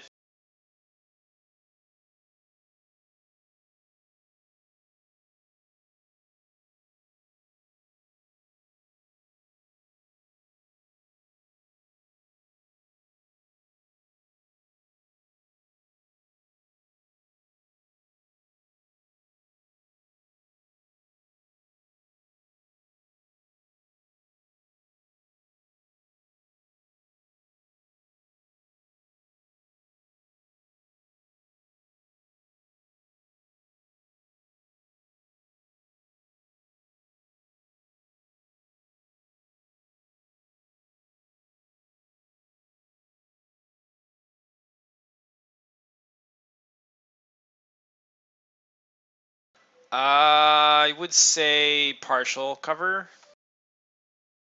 because you can still draw a line from the corner of your square to a corner of hers. So you'll be able to see her, but from the middle of your square to the middle of hers, there's, yeah, I would say she's got partial concealment, actually.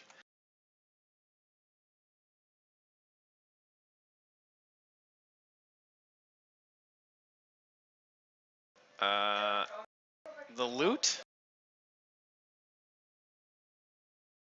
Yeah.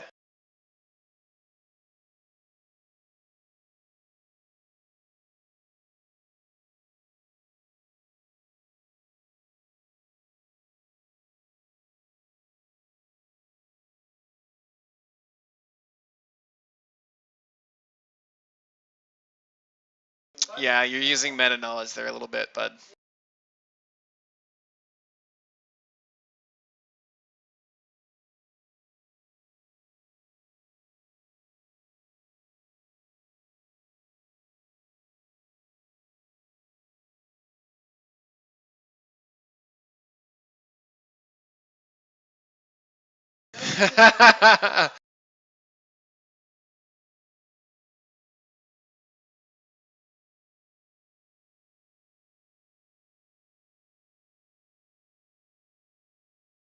You're attacking the fiddle.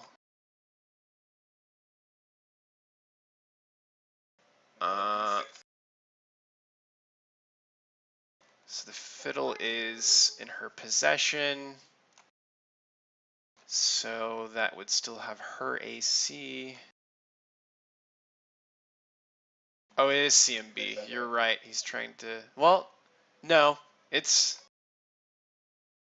Okay, yeah. Yep. It is an attended item. That is correct. It. I think it is, actually.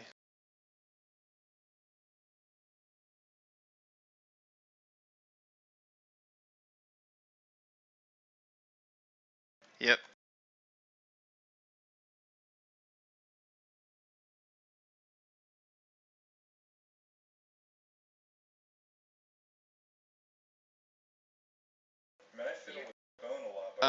It is, yeah, it is a 3-stringed fiddle made with a narrowboat shaped body and horsehair bow. It has a cracked polish of old bone.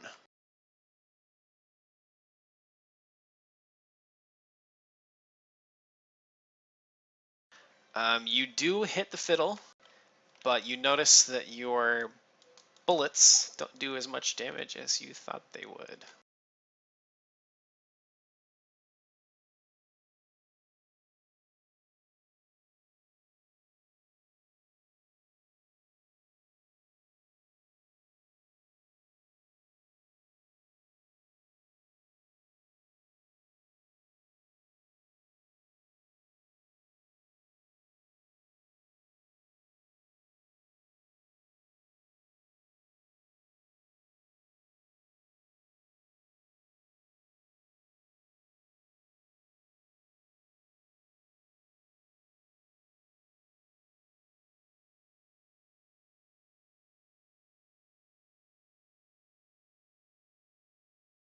Okay. Her turn. She's gonna continue to skip around.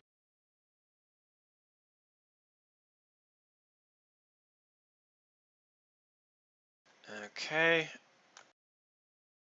And with that, another skeleton crawls out of the ground.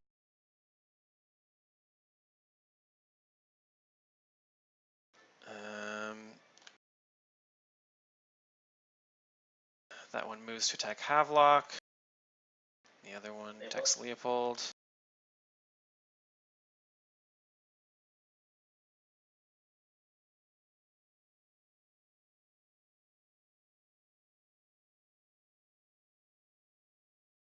No, they're attacking both the characters I listed.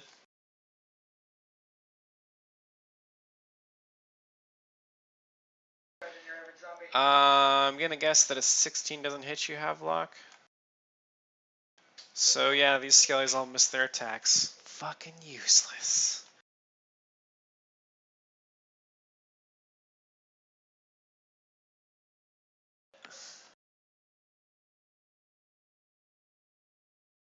This skeleton's gonna move to here after crawling out of the grave.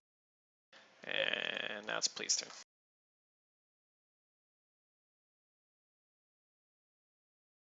Yeah, you kill it.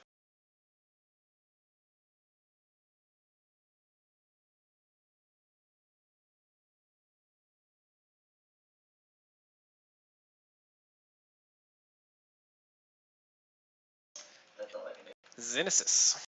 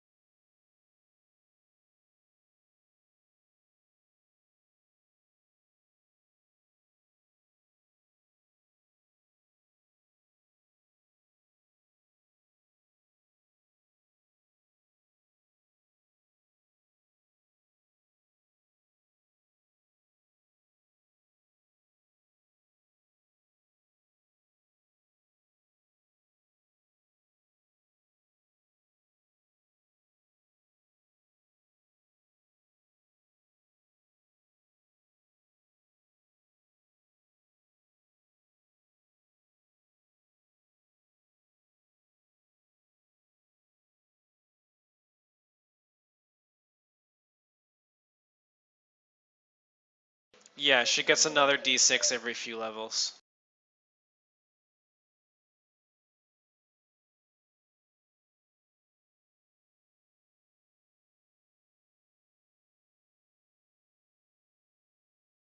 Okay, all the skellies are dead.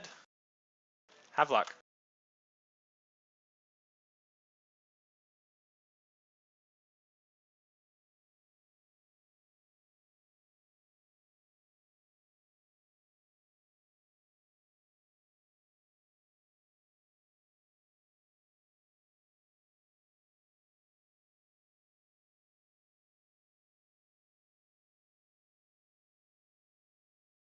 Um,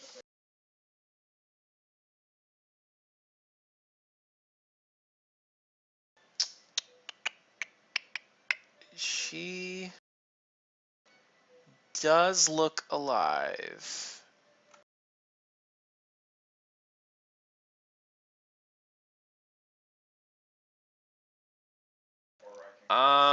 You can give me local or history.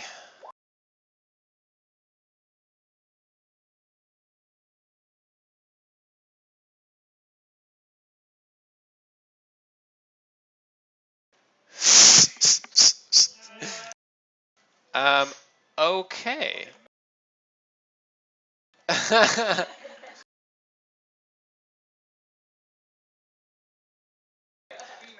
You know that it's a relatively it's a relatively common story, um, but not so common that everyone knows it. It's one of those things that, like, if you were to live in Ravengrow, you'd be like, oh yeah, that's something that happened like a bunch of years ago.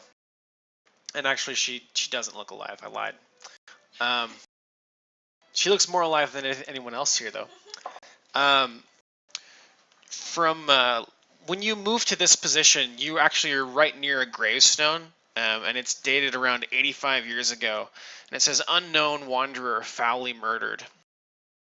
And you remember a story of a young elven maid who was traveling around with some gypsies and other performers. They were a gypsy band that wandered around the north, um, and they were found massacred um, near Ravengrow. And she there was a girl found there who never spoke. She was just sort of like catatonic from the whole event.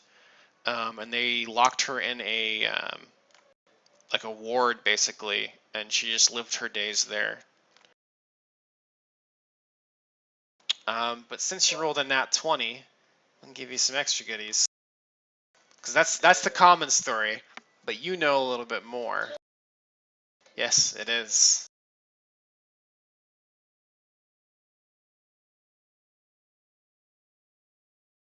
Um, you have also heard it said that a dark stranger came to her, and not of the natural variety. Um,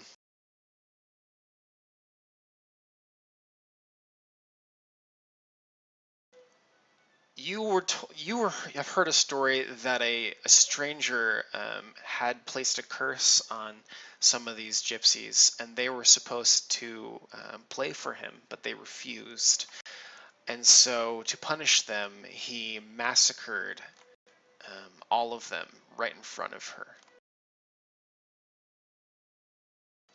And then he basically like hold person spelled on her. She wasn't allowed to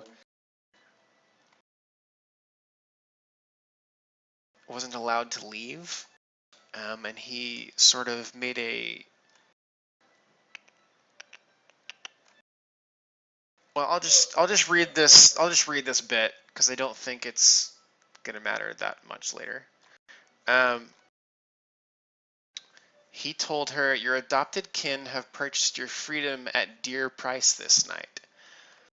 But the demand of the stranger cannot be denied forever. We will meet again, you and I."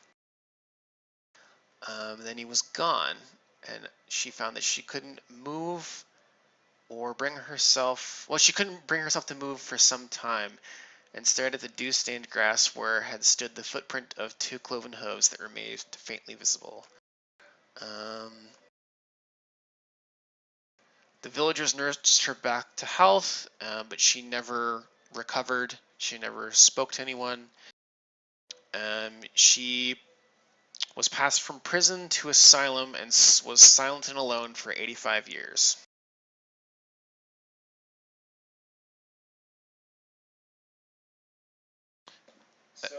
And then the story goes that one day the dark stranger came to her in her cell, called her by name, and told her it was time for her to return.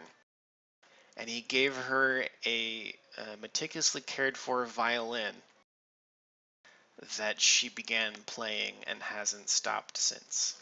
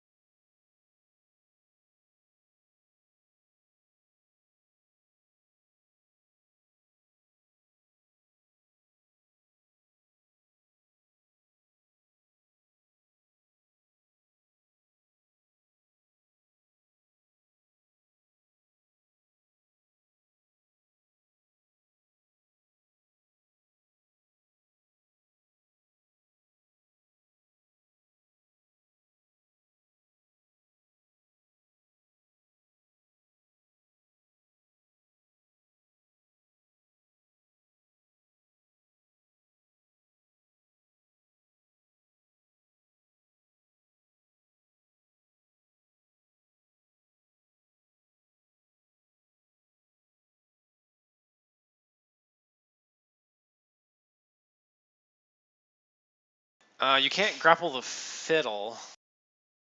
You would have to disarm her, or sunder the fiddle, or attack her, or grapple her, I suppose. Yeah.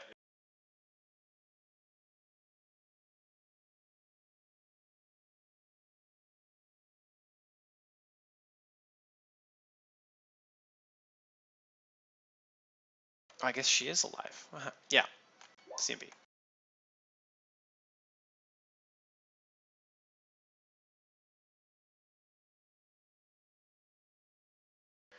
So you will successfully grab onto her, but I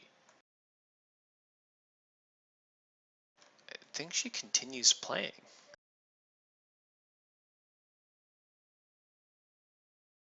Yeah.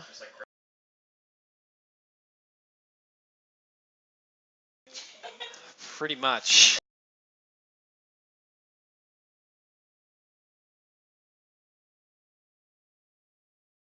Well, she can take any action that requires one arm, so yeah. But she can do it. Fuck off.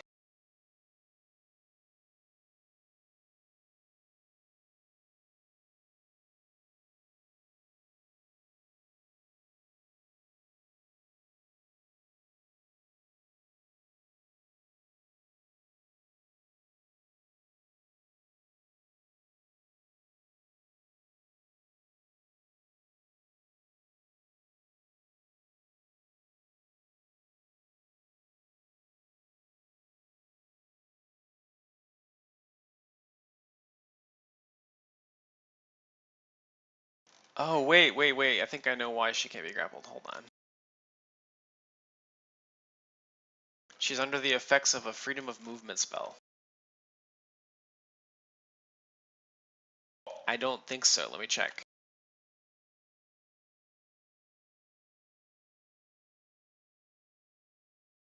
All combat maneuver checks made to grapple the target automatically fail.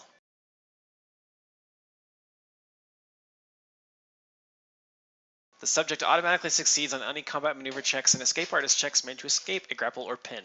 So you attempt to like grapple her, but she just sort of like dances out of all of your attempts to grab her limbs and body.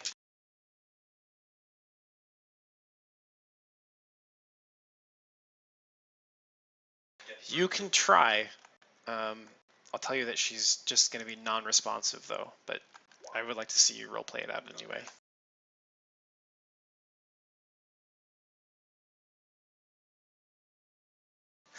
I'm sorry, man.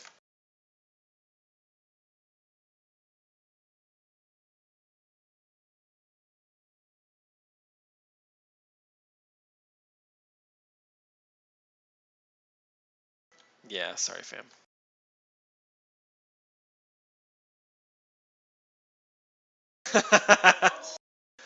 Leopold.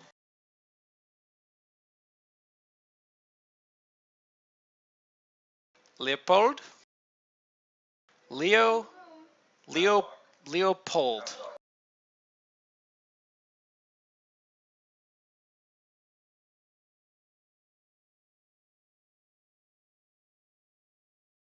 You need to give Mumble admin rights.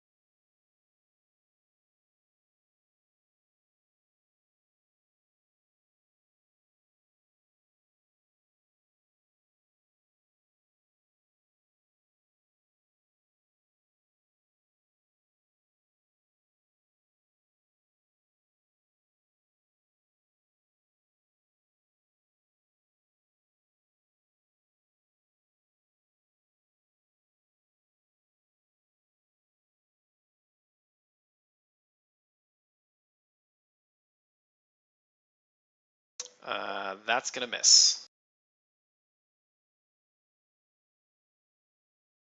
Yeah, your attempt to sunder the fiddle goes wide, and you miss entirely. She will continue to dance around the yard.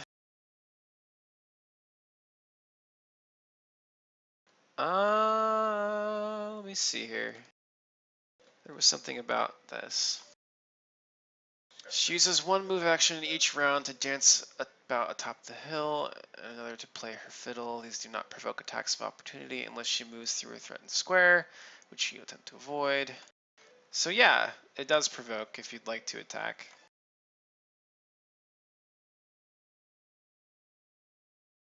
You can try to sunder the fiddle, yes. Yes.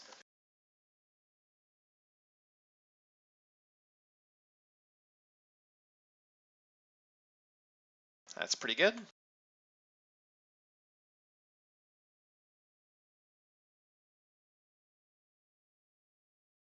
The fiddle is not looking too great.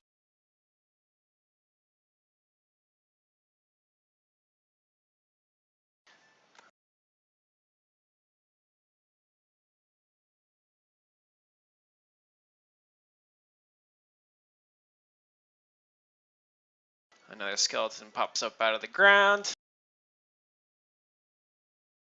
Runs over to Leopold and does nothing. Plea.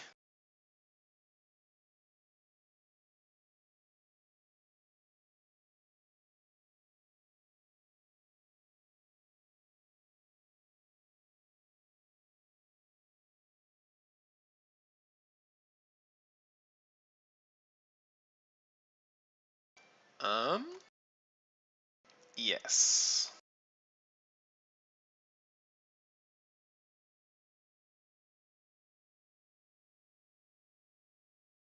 Yeah, only grapples in and that kind of thing. Let me see if this has anything about disarm.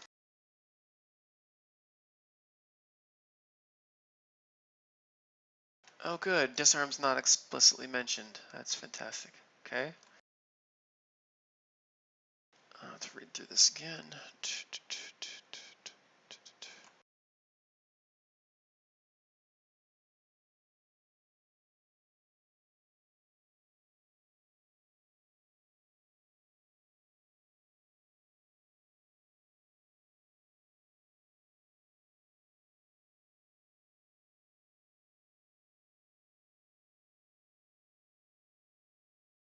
Um,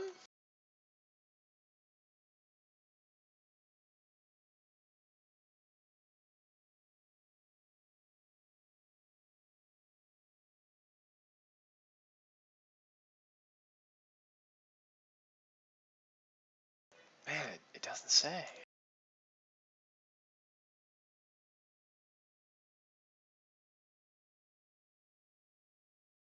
Well,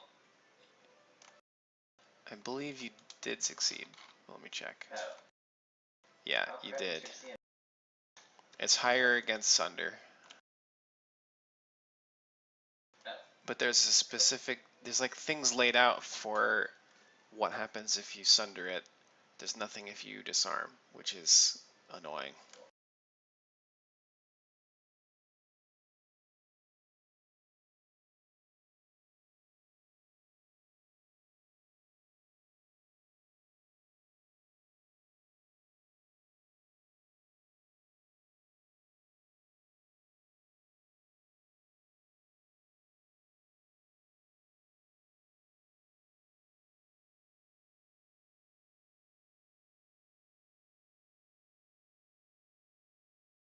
Um, yeah, well, here's another question for you. Can you disarm a cursed item from someone? Doesn't it just end up back on the person's arms that it's imprinted on though? Because otherwise you could disarm an ally and like break a curse that way, and I don't think that works.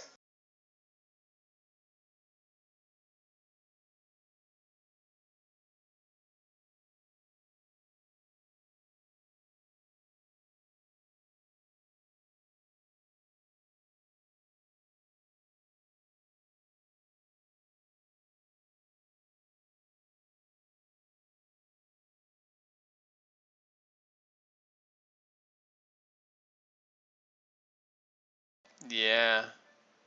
I should have predicted this. I don't know why I didn't think of this. Yeah, I think that she drops the fiddle. I suppose you could choose to pick it up immediately.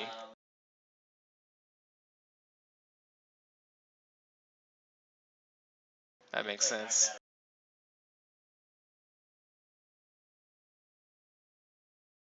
You're pretty much just like, nope! And you smack the fiddle out of her hands, and it tumbles down to the ground.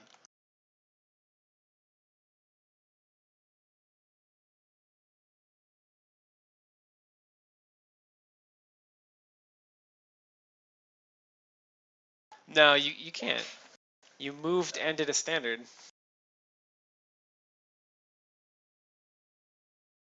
Yeah, you're still in combat there, fam. When the fiddle falls out of her arms, she just looks sort of distraught. Um, yeah, and she's staring at it like she's gonna pick it up.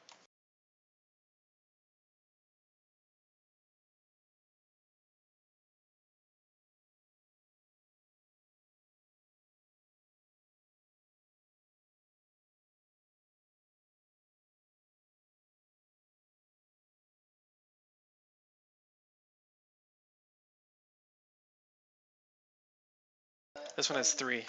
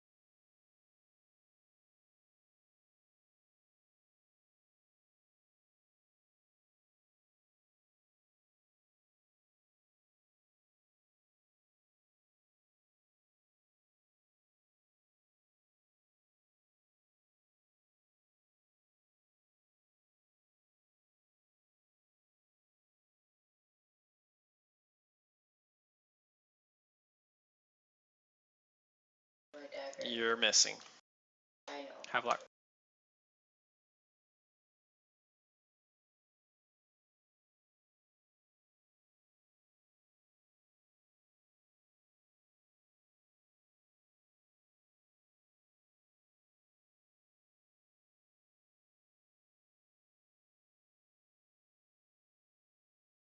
Alright, you will succeed, and you will break the fiddle.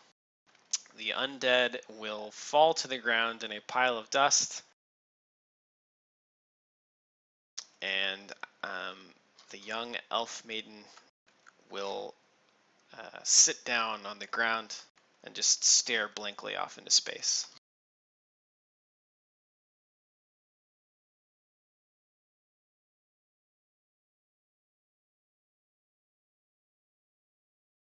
She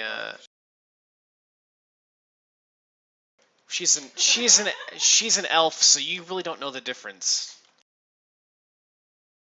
I mean, you know that this was 85 years ago from the tombstone there, but yeah, it's been a long time. You'll notice that the look of joy on her face is totally gone, and indeed the color starts to drain from her cheeks again.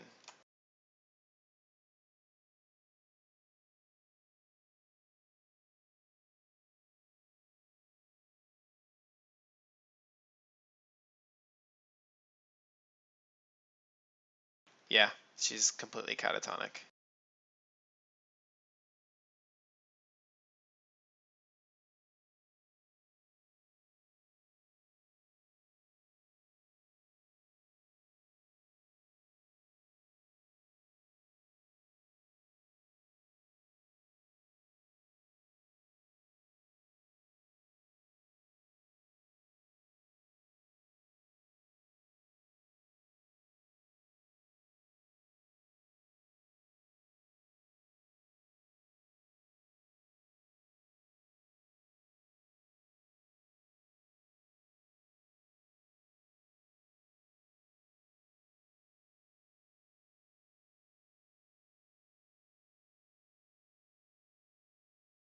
That's up to you guys. That's however.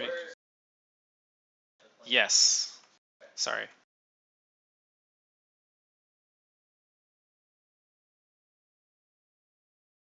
Yep.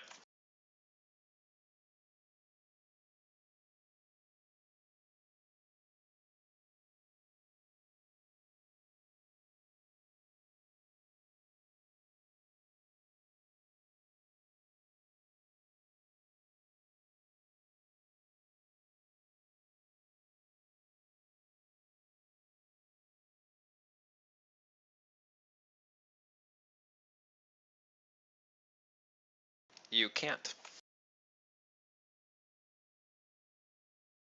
She is beyond your skills.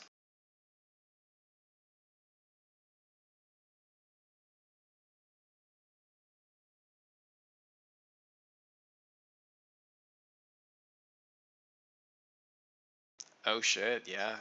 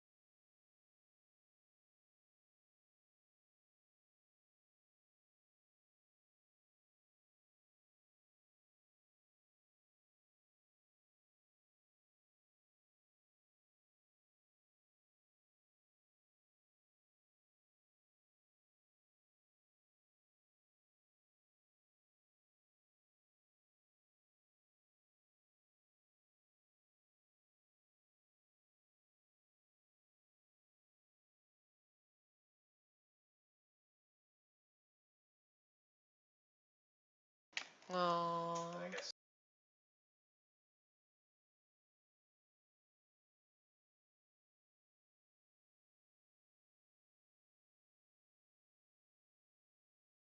Mhm.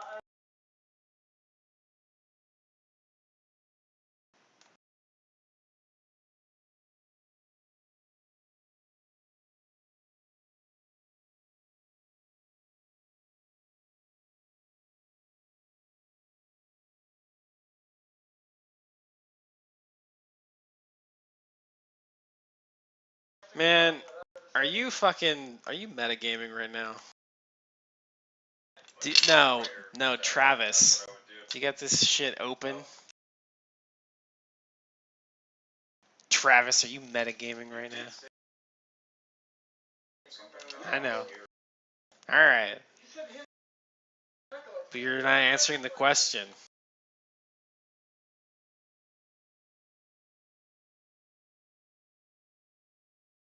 Yeah, but I'm asking Travis a question. Do you have the book open for this module? Yeah. Alright, I'm just checking. Yeah. Alright. Okay. Well, anyway. If you would like to search around for Father Grimborough, you will find him very shortly.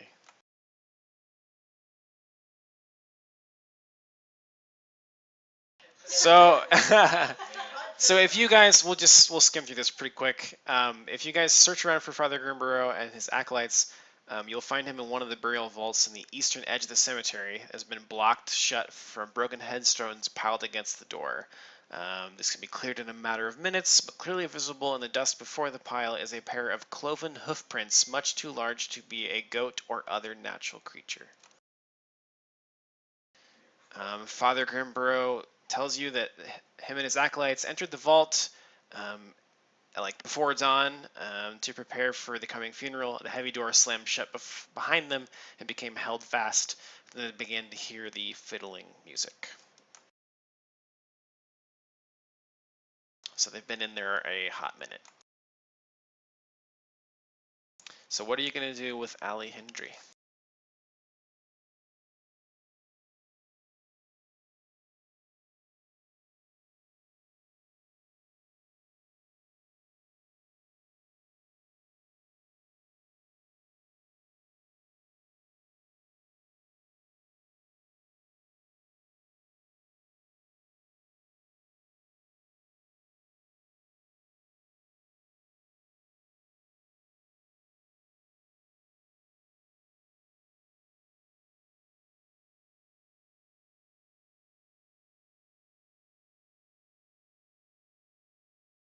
So are you taking her back to town or what?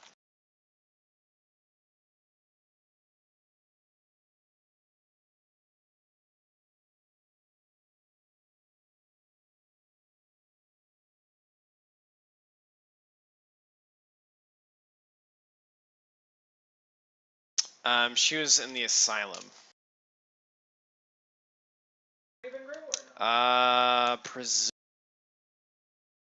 It's not really made clear.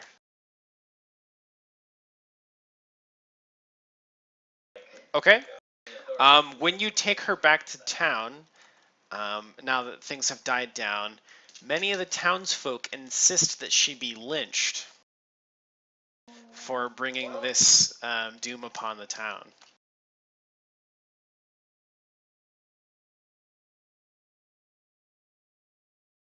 I mean, you're not going to get her out of the city now that you've brought her in.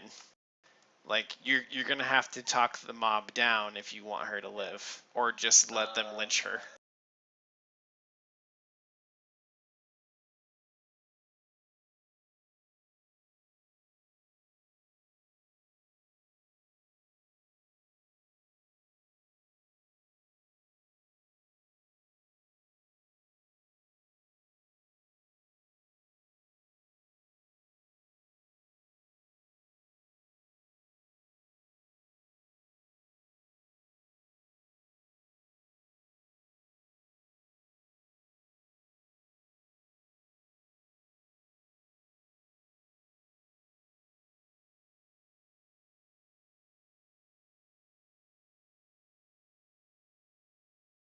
Wow.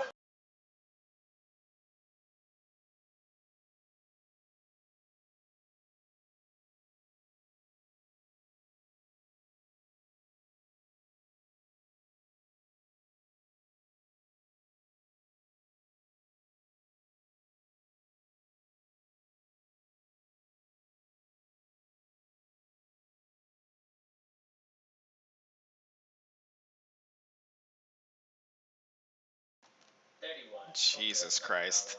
Yeah, so you talk the town down. They decide not to lynch her and return her to the asylum from which she came. But you get the sense that many of the townsfolk are not happy with this result, but they listen to you anyway.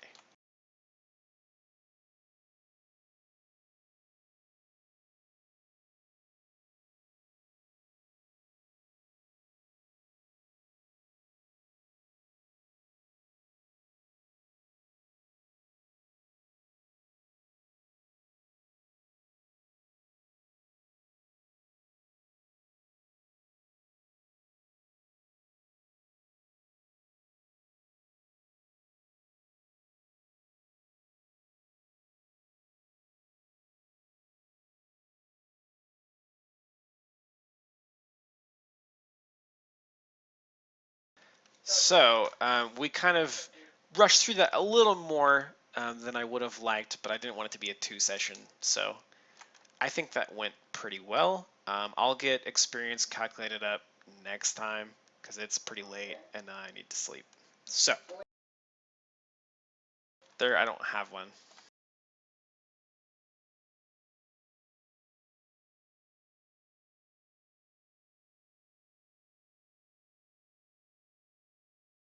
Yeah, you were supposed to cut your way through the graveyard. Yeah, exactly.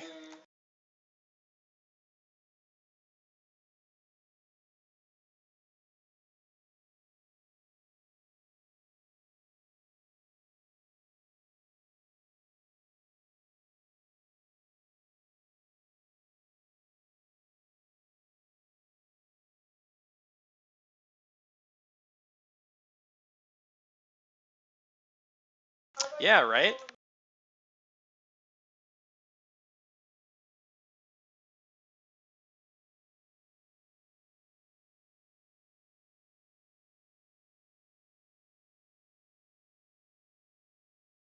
Yep.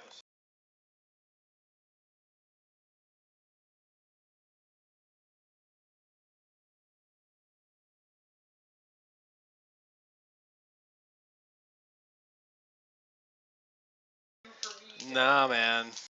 Nah. It's just because you kept getting every choice correct at a suspicious speed. Yeah, you went to sunder the fiddle like immediately instead of attacking her. I get it though. Like I get it. I'm just checking.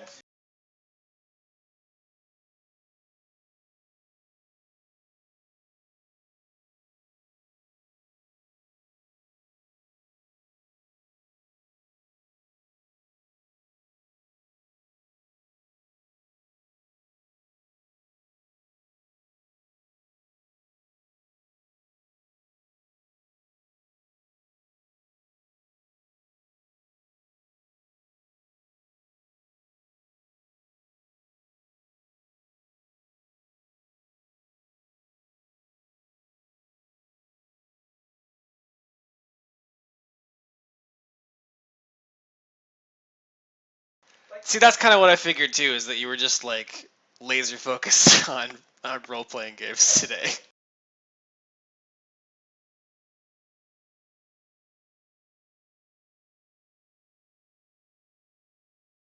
Yeah.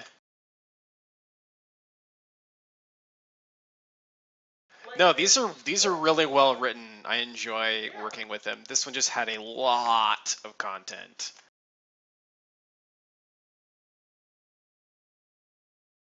Well, this was predominantly combat.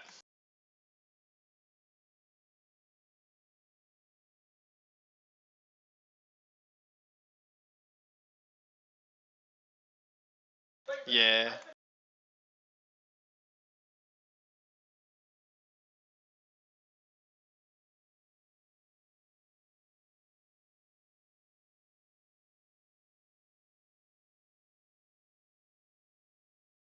I wanted it to feel more alive than that, though.